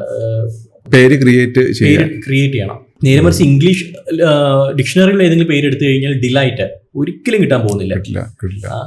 ഡിലൈറ്റ് ഗൂഗിൾ അടിച്ചു കൊടുത്തു കഴിഞ്ഞാൽ ഡിക്ഷണറി മീനിങ് ആയിരിക്കും വരും, നമ്മുടെ ബ്രാൻഡിന് വരത്തില്ല. അത് വളരെ ഇമ്പോർട്ടന്റ്. പക്ഷെ വേറൊന്നും ചോദിക്കട്ടെ, ഈ ട്രേഡ് മാർക്ക് നമ്മൾ ഇന്ത്യയിൽ നമുക്ക് സെർച്ച് ചെയ്യുന്ന പോലെ എങ്ങനെയാണ് ഗ്ലോബൽ മാർക്കറ്റിൽ നമ്മൾ സെർച്ച് ചെയ്യുക? നമുക്ക് ഗ്ലോബൽ മാർക്കറ്റിൽ സെർച്ച് ചെയ്യാനായിട്ട് കുറെ പ്രൈവറ്റ് സൈറ്റ്സ് ഉണ്ട്, നമുക്ക് ചെക്ക് ചെയ്ത് നോക്കാം. പക്ഷേ ഹൈലി എക്സ്പെൻസീവ് ആണ്. നമുക്ക് ഇന്ത്യയിലാണ് ഏറ്റവും റേറ്റ് കുറവ്. 4500 ഗവൺമെന്റ് ഫീസിന് നമുക്ക് ചെയ്യാം. പിന്നെ പ്രൊഫഷണൽ ഫീസും കൂടെ ചേർത്തി കഴിഞ്ഞാൽ നമുക്ക് ട്രേഡ് മാർക്കിന് അപ്ലൈ ചെയ്യാൻ കഴിയും. പക്ഷേ മറ്റുള്ള രാജ്യങ്ങൾ UAE-ലൊക്കെ ഏകദേശം 1.5 ലക്ഷം 2 ലക്ഷം രൂപയുടെ അടുത്തായിരിക്കും ഒരു ട്രേഡ് മാർക്ക് എക്സ്പെൻസ് വരുന്നത്. ഈ ഇന്റർനാഷണൽ ട്രേഡ് മാർക്ക് നമുക്ക് ചെയ്യാം എന്ന് വെച്ച് കഴിഞ്ഞാൽ എല്ലാ രാജ്യത്തും കൂടി നമുക്ക് അപ്ലൈ ചെയ്യാനായിട്ട് കഴിയും. അത് മാഡ്രിഡ് പ്രോട്ടോകോൾ എന്നൊരു സംഭവം ഉണ്ട്. അപ്പൊ അതിനകത്ത് വരുന്ന കുറെ 150ഓളം രാജ്യങ്ങളുണ്ട്. ആ രാജ്യത്തിലേക്കെല്ലാം ഒറ്റ ആപ്ലിക്കേഷൻ നമുക്ക് ചെയ്യാം. പക്ഷെ ഓരോ രാജ്യത്തിലെയും ഗവൺമെന്റ് ഫീസ് നമ്മൾ സെപ്പറേറ്റ് ആയിട്ട് അടയ്ക്കുകയും വേണം. ബേസ് ഫീസും ഉണ്ടാവും. ലക്ഷങ്ങൾ അപ്പുറം കടക്കാനുള്ള സാധ്യതയുണ്ട്. അപ്പൊ പിന്നെ ഒരു ഗ്ലോബൽ സ്വപ്നം തൽക്കാലം മാറ്റി വെച്ചിട്ട് നമുക്ക് ചെറുകിട സംരംഭം ഇന്ത്യയിലെങ്കിലും ഇന്ത്യയിലെ സ്വപ്നം എന്തായാലും ഇന്ത്യയിലെ ബുദ്ധിമുട്ടൊന്നും 4500 മുടക്കുന്നത് ഒരുപാട് പേര് ചെയ്തു കൊടുക്കുന്ന ആൾക്കാരും ഉണ്ട്. അപ്പൊ അതൊരു പ്രശ്നമുള്ള കാര്യം. നമ്മൾ ചെയ്യാനുള്ള മടിയാണ് ആൾക്കാർക്കുള്ളൂ, ബാക്കി ചെയ്ത് കൊടുക്കുന്ന ആൾക്കാരൊക്കെ ഉണ്ട്.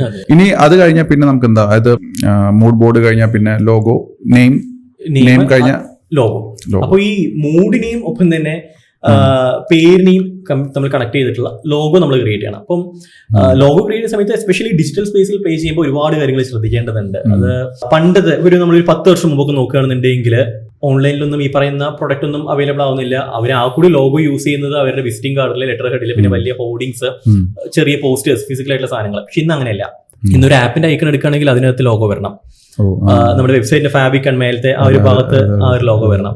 അപ്പൊ നമ്മൾ വിശാലമായിട്ടൊരു ലോഗോ ചെയ്ത് വെച്ചു, എല്ലാ കളറും എല്ലാം ഇൻക്ലൂഡ് ചെയ്തിട്ട്. ഇത് ഫാബ്രിക് ആക്കി കഴിഞ്ഞാൽ ഒരു കുത്ത് കാണും, അതിൽ ഡോട്ട് കാണും, അതിനപ്പുറത്തൊന്നും കാണില്ല. അപ്പോൾ ലോഗോന് 4 വേരിയൻസ് വേണം. ഒന്ന് primary logo, that is full ആയിട്ടുള്ള ലോഗോ. 2 സെക്കൻഡറി ലോഗോ, നമ്മുടെ വെബ്സൈറ്റിന്റെ ഫൂട്ടറിലോ ഹെഡറിലോ ഒക്കെ വെക്കാൻ കഴിയുന്ന ചെറിയ സാധനം. ആൻഡ് 3 ടെറിഷറി ലോഗോ, അതിലും ചെറിയ എവിടെയെങ്കിലും പ്ലേസ്മെന്റ് ചെയ്യാൻ കഴിയുന്നത്. And 4 fabric. അത് ഈ നമ്മുടെ ടീഷർട്ടിന്റെ ഒക്കെ സൈഡിൽ ലോഗോ പോലെ നമ്മുടെ ഈ ഒരു ഐക്കൺ പോലെ ഇത് നമ്മൾ എത്ര ചെറുതാക്കി കഴിഞ്ഞാൽ വിസിബിൾ ആയിരിക്കും. ഇത്തരത്തില് നമ്മള് ഇന്നത്തെ കാലത്ത് കളേഴ്സിന്, ലോഗോ കളറിന് വലിയ ഇമ്പോർട്ടൻസ് ഇല്ല. കാരണം അത് ഒരു പ്ലാറ്റ്ഫോമിൽ നമുക്ക് കളേഴ്സ് ചേഞ്ച് ചെയ്യേണ്ടതായിട്ട് വരും. ഇപ്പൊ ഇത് ബ്ലാക്കിലാണ് ചെയ്തിട്ടുള്ളത്, നമുക്ക് നാളെ വേറെ ഏതെങ്കിലും പ്ലാറ്റ്ഫോമിൽ ചോപ്പിൽ ചെയ്യണമെന്നുണ്ടെങ്കിൽ ബ്ലാക്ക് വെച്ച് കഴിഞ്ഞാൽ ഒരു ഭംഗി വരത്തില്ല. അപ്പോൾ അത് വേറെ കളർ മാറ്റി. അത്തരത്തിൽ നമുക്ക് ഫ്ലെക്സിബിൾ ആയിരിക്കാം നമ്മുടെ ലോഗോ എന്ന് പറയുന്നത്. ഈ പണ്ടൊക്കെ നമ്മൾ ലോഗോസ് കാണുമ്പോൾ 3D എഫക്റ്റിലൊക്കെയാണ് ലോഗോ ആൾക്കാർ ചെയ്യുന്നുണ്ടായിരുന്നത് അല്ലെ? ഇപ്പൊ ഒന്നുമില്ലല്ലോ, ഇപ്പൊ മെറ്റീരിയൽ പ്ലെയിൻ. പണ്ടത്തെ ലോഗോ എന്ന് വെച്ച് നോക്കുന്ന സമയത്ത് ഇപ്പോഴൊക്കെ വളരെ എലമെന്റ്സ് കുറച്ച് വരാൻ തുടങ്ങി. ഫ്ലാറ്റ് ലോഗോസ് വരാൻ തുടങ്ങി. സിംഗിൾ കളർ ലോഗോയിലേക്ക് ആൾക്കാർ എൻ്റർ ചെയ്യാൻ തുടങ്ങി. പണ്ടൊക്കെ ഗ്രേഡിയന്റിലൊക്കെ ചെയ്തോണ്ടിരുന്നു, കാണുന്നുണ്ട്. പക്ഷെ ഏതെങ്കിലും ഒക്കേഷനിൽ നമ്മൾ ചെറിയ പോസ്റ്റേഴ്സ് ഒക്കെ ഉണ്ടാക്കുന്ന സമയത്ത് അങ്ങനെ ചെയ്യുന്നുള്ളതല്ലാതെ അവരുടെ റൂട്ട് ലോഗോ എപ്പോഴും സിംഗിൾ കളറിലൊക്കെയാണ്. ലോഗോയില് പേര് ഇപ്പൊ ഫേസ്ബുക്ക് പേരാണ് അവിടെ കൊടുത്തിരിക്കുന്നത്, എഫ് മാത്രമാണ് പിന്നെ വേറിട്ട് നിൽക്കുന്നത് ചില. അപ്പൊ അങ്ങനെ കൊടുക്കുന്നതാണോ നല്ലത്, അതോ ഡിസൈൻ ചെയ്തുകൊണ്ട് ഇപ്പൊ ആപ്പിൾ എടുത്തു കഴിഞ്ഞാൽ ആപ്പിൾ കഴിക്കുന്ന ആപ്പിൾ ആണ്, അപ്പൊ അതെങ്ങനത്തെ? അത് പല രീതിയിലുള്ള ലോഗോസ് ഉണ്ട്. നമുക്ക് വേർഡ് മാർക്ക് എന്ന് പറയുന്ന ഒരു കാറ്റഗറി ഉണ്ട്. പലരുടെ സംശയം ഇതാണ്, ഇപ്പം പേര് നമ്മൾ ഒരു ഡിസൈനിൽ ചെയ്ത് ഒരു സെപ്പറേറ്റ് ഫോണ്ടിൽ ചെയ്തതാണ്, അത് ലോഗോ ആയിട്ട് പരിഗണിക്കാൻ പലർക്കും മടിയാ. ഇത് ലോഗോ അല്ലല്ലോ, അത് പേരല്ലേ. പക്ഷെ കൊക്കക്കോള എഴുതിയിട്ടുള്ളത് ലോഗോ ആണ്. കൊക്കക്കോള എഴുതിയിട്ടുള്ളത് അവിടെ കൊക്കക്കോള എന്നല്ല, സുബിലാൽ എഴുതി വെച്ച് കഴിഞ്ഞാൽ ബോർഡിൽ എഴുതി വെച്ച് കഴിഞ്ഞാൽ കൊക്കക്കോള എന്ന് പറഞ്ഞ ആൾക്കാർ എടുക്കും. കാരണം ആ ഫോണ്ട് ആൾക്കാർ മനസ്സിലാക്കും അത് ലോഗോ ആണ്. അതിനാണ് വേർഡ് മാർക്ക് എന്ന് പറയുന്നത്. ആ വേർഡിന് തന്നെ നമ്മളൊരു മാർക്കായിട്ട് എഴുതുന്നു.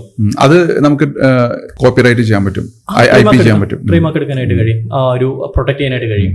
മറ്റൊന്ന് നമുക്ക് അബ്സ്ട്രാക്ട് മാർക്ക് ഉണ്ട്. പ്രഥമ ദൃഷ്ടിയ നമുക്ക് പ്രത്യേകിച്ച് അർത്ഥമൊന്നും തോന്നത്തില്ല.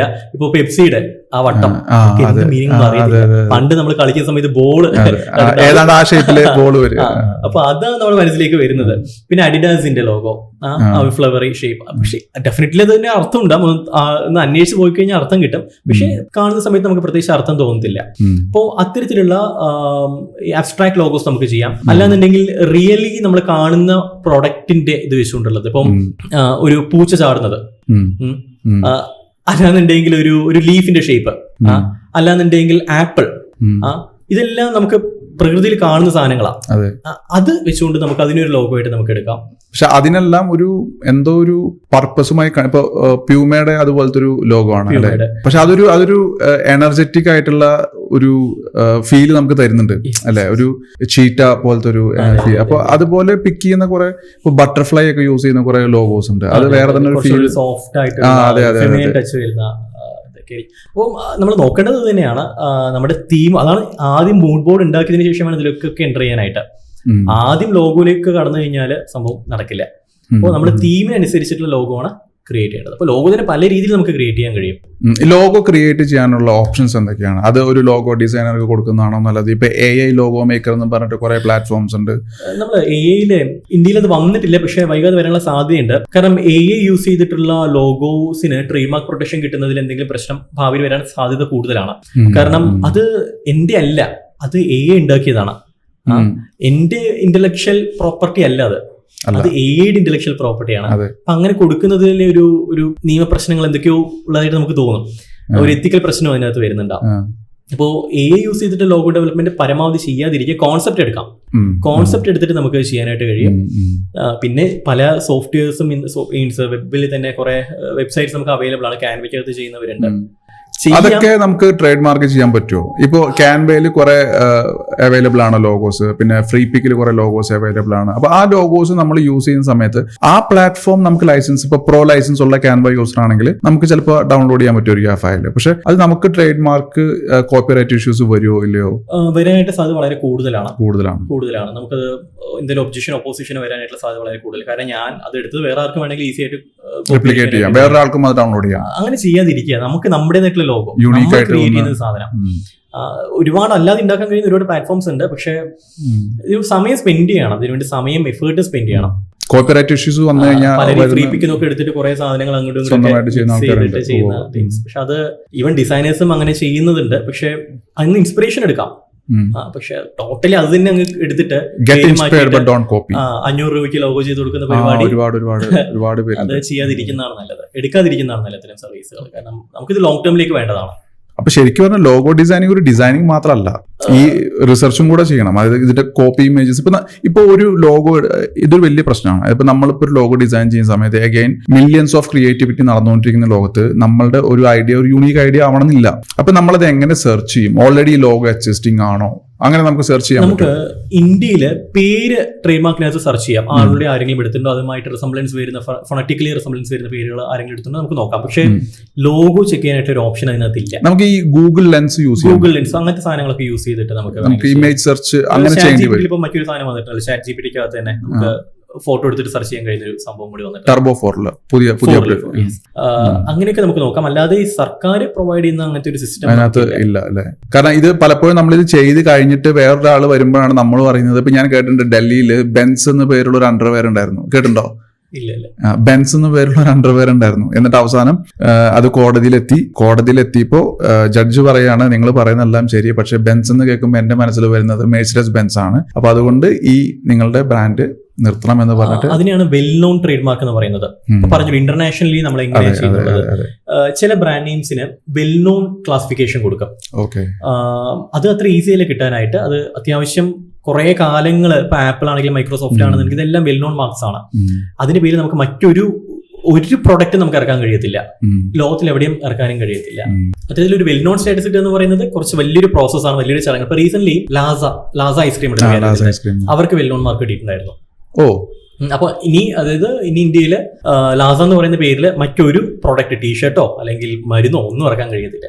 ഇതിനെന്താ ക്രൈറ്റീരിയ? കുറെ പ്രത്യേകിച്ച് ക്രൈറ്റീരിയസ് ഒന്നും പറയുന്നില്ല, പക്ഷെ കുറെ വർഷത്തെ പാരമ്പര്യം വേണം. ആൻഡ് ഓൾസോ ലാസ എന്ന് പറയുന്ന പേര് കേൾക്കുന്ന സമയത്ത് അത് ഐസ്ക്രീം ആണെന്ന്, ഇപ്പൊ ബെൻസിന്റെ കാര്യം പറഞ്ഞ പോലെ തന്നെ ലാസ എന്ന് കേൾക്കുന്ന സമയത്ത് അത് ഏതൊരാൾക്ക് ഐസ്ക്രീം ആണെന്ന് അവരുടെ മനസ്സിൽ തോന്നണം. ഇത്തരത്തിലുള്ള കാര്യങ്ങളെല്ലാം വെച്ചുകൊണ്ട് നമ്മൾ ഗവൺമെന്റ് ഇഷ്യൂ ചെയ്യുന്നതാണ്. അത് അവർ അപ്ലൈ ചെയ്യാൻ വേണം. ഫീസ് 10 ലക്ഷം രൂപ എന്തോ ഫീസ് എന്തോ വരുന്നുണ്ടോ, വൺ ടൈം ഫീസ് 1 ലക്ഷം 10 ലക്ഷം ആണെങ്കിൽ കൃത്യമായിട്ട് ഫീസ്. ശരി, ഓക്കെ. അതാണ് ലോഗോവുമായി ബന്ധപ്പെട്ട്. വേറെ എന്തൊക്കെയാണ് പിന്നെ നമ്മൾ ചെയ്യേണ്ടത് ഒരു ഇ കൊമേഴ്സിലേക്ക് പോകുമ്പോൾ? അത് കഴിഞ്ഞാൽ പാക്കേജിങ് വളരെ ഇമ്പോർട്ടന്റ് ആണ്. പാക്കേജ് ഡിസൈനിങ് വളരെ ഇമ്പോർട്ടന്റ് ആണ് അതിനകത്ത് ചെയ്യുന്നത്. അത് നമ്മുടെ ഈ തീമുമായിട്ട് കണക്ട് ചെയ്യണം. നമ്മുടെ സെല്ല് ചെയ്യുന്ന പ്രോഡക്റ്റ് ഒരു പ്രീമിയം കാറ്റഗറി ആണോ അതൊരു മിഡ് ലെവൽ ആണോ, അതിനെല്ലാത്തിനും ബേസ് ചെയ്തിട്ട് വേണം ആ പാക്കേജിനകത്തുള്ള കളേഴ്സ് ആണെങ്കിലും എലമെന്റ്സ് ആണെങ്കിലും എല്ലാം ചൂസ് ചെയ്യേണ്ടത്. പിന്നെ ആൾക്കാർ പലപ്പോഴും പാക്കിംഗ് കണ്ടിട്ട് തന്നെയാണ് എടുക്കുന്നത് ഏതൊരു പ്രോഡക്റ്റ് ആണെന്നുണ്ടെങ്കിൽ. സോ അത് ഏറ്റവും ബ്യൂട്ടിഫുൾ ആക്കുക എന്നുള്ളതാണ്. എന്തൊക്കെ ടൈപ്പ് പാക്കേജിംഗ് ആണ് പൊതുവെ? ഇപ്പോൾ പല ആൾക്കാരും പല ഇന്നോവേറ്റീവ് ആയിട്ടുള്ള പാക്കേജിങ്സ് ട്രൈ ചെയ്യുന്നുണ്ട്. പക്ഷെ നമ്മൾ വീട്ടിലിരുന്ന് ബിസിനസ് ചെയ്യുന്ന ഒരാൾ, ഇപ്പോൾ for example hand made soap, അപ്പൊ അതിന് ഒരു പെർട്ടിക്കുലർ ഡിസൈൻ ഇപ്പോൾ നമ്മൾ കണ്ടുവരുന്ന പൊതുവെ അവർ എന്തെങ്കിലും ഒരു ചാക്ക് കട്ട് ചെയ്തിട്ട് കവർ ചെയ്തിട്ട് അതൊരു നല്ലൊരു ക്യൂട്ടായിട്ടുള്ള ഒരു മെത്തേഡാണ് അല്ലേ? അപ്പൊ അതിനകത്തൊരു ഡിസൈൻ എലമെന്റ് ഒന്നും നമ്മൾ കാണാറില്ല. പക്ഷെ അപ്പൊ എങ്ങനെയാണ് ഒരു പാക്കേജിങ് മെത്തേഡ്? ഇപ്പൊ ചില ആൾക്കാരാണെങ്കിൽ പേപ്പർ ബോക്സ് ചൂസ് ചെയ്യുന്നുണ്ട്. അപ്പൊ അങ്ങനെ എന്തെങ്കിലുമൊക്കെ ഉണ്ടോ? അത് നമ്മൾ ബഡ്ജറ്റ് നോക്കിയിട്ടാണ്, ബേസ്ഡ് ഓൺ കസ്റ്റമർ സൈക്കോളജി, അങ്ങനെ വല്ല കസ്റ്റമർ സൈക്കോളജി പ്ലസ് ബഡ്ജറ്റ് കൂടെ നമ്മൾ നോക്കണം.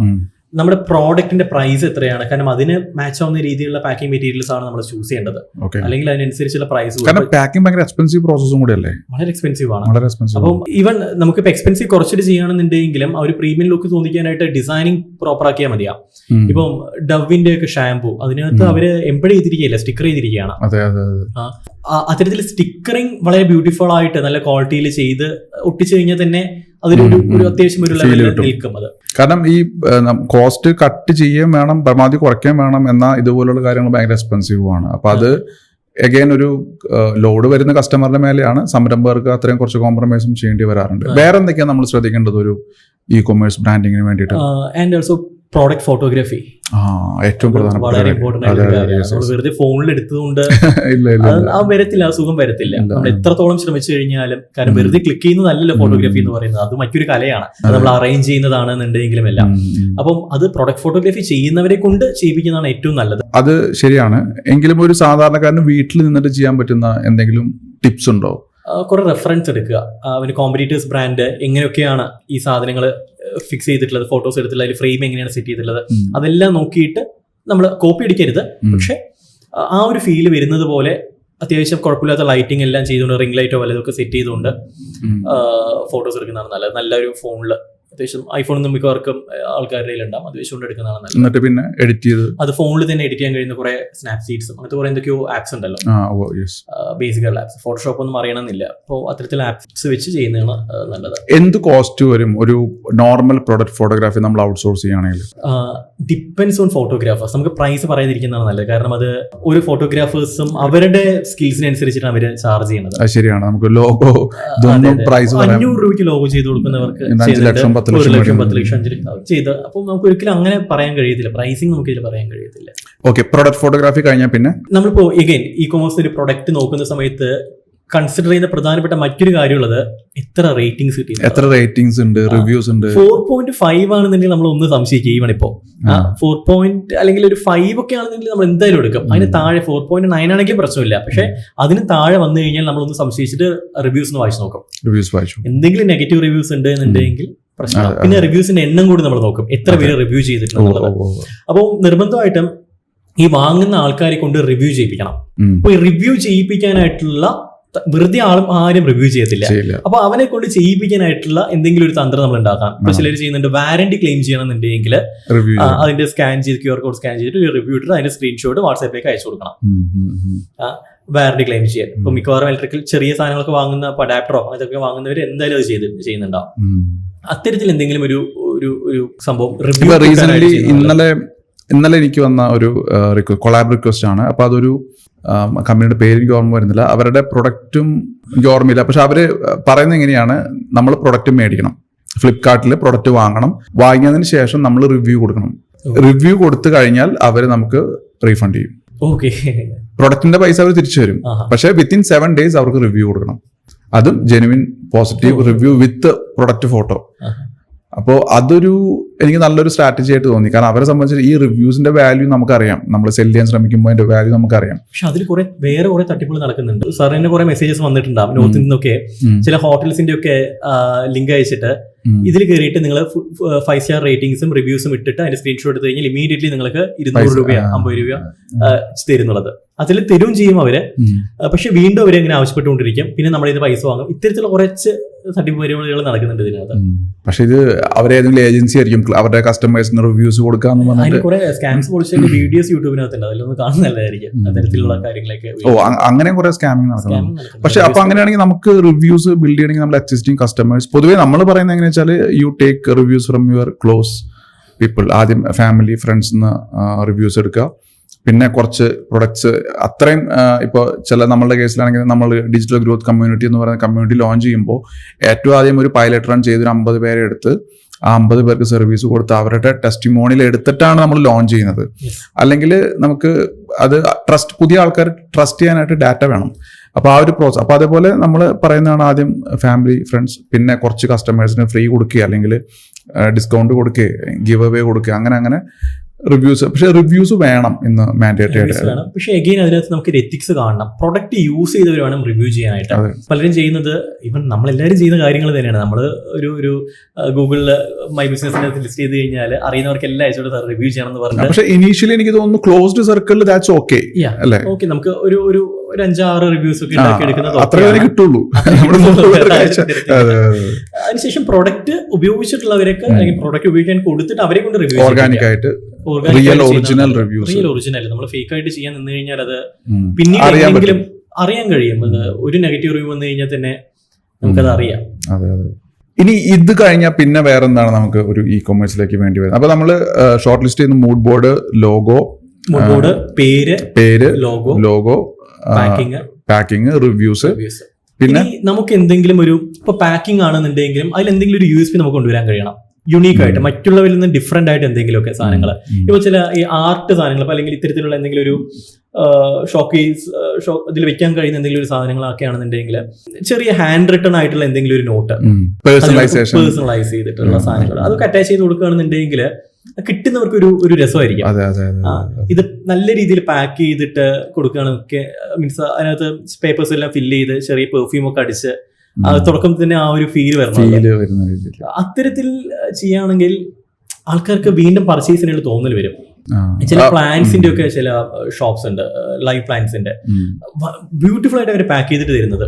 ആ കൃത്യമായിട്ട് പ്ലാന്റ് ചെറിയ വളരെ സ്റ്റെമ്മൊക്കെ വളരെ ചെറുതാണെന്ന് നൈസാണെന്നുണ്ടെങ്കിലും പൊട്ടത്തില്ല. അവർ കൃത്യമായിട്ട് പാക്ക് ചെയ്ത് ഭയങ്കര ക്യൂട്ടായിട്ടാണ് അവർ പ്രൊവൈഡ് ചെയ്യുന്നത്. നമുക്കത് പാക്കിംഗ് കൊണ്ട് തന്നെ നമ്മൾ വീണ്ടും വാങ്ങും. അത് വീണ്ടും വാങ്ങാനായിട്ട് തോന്നും.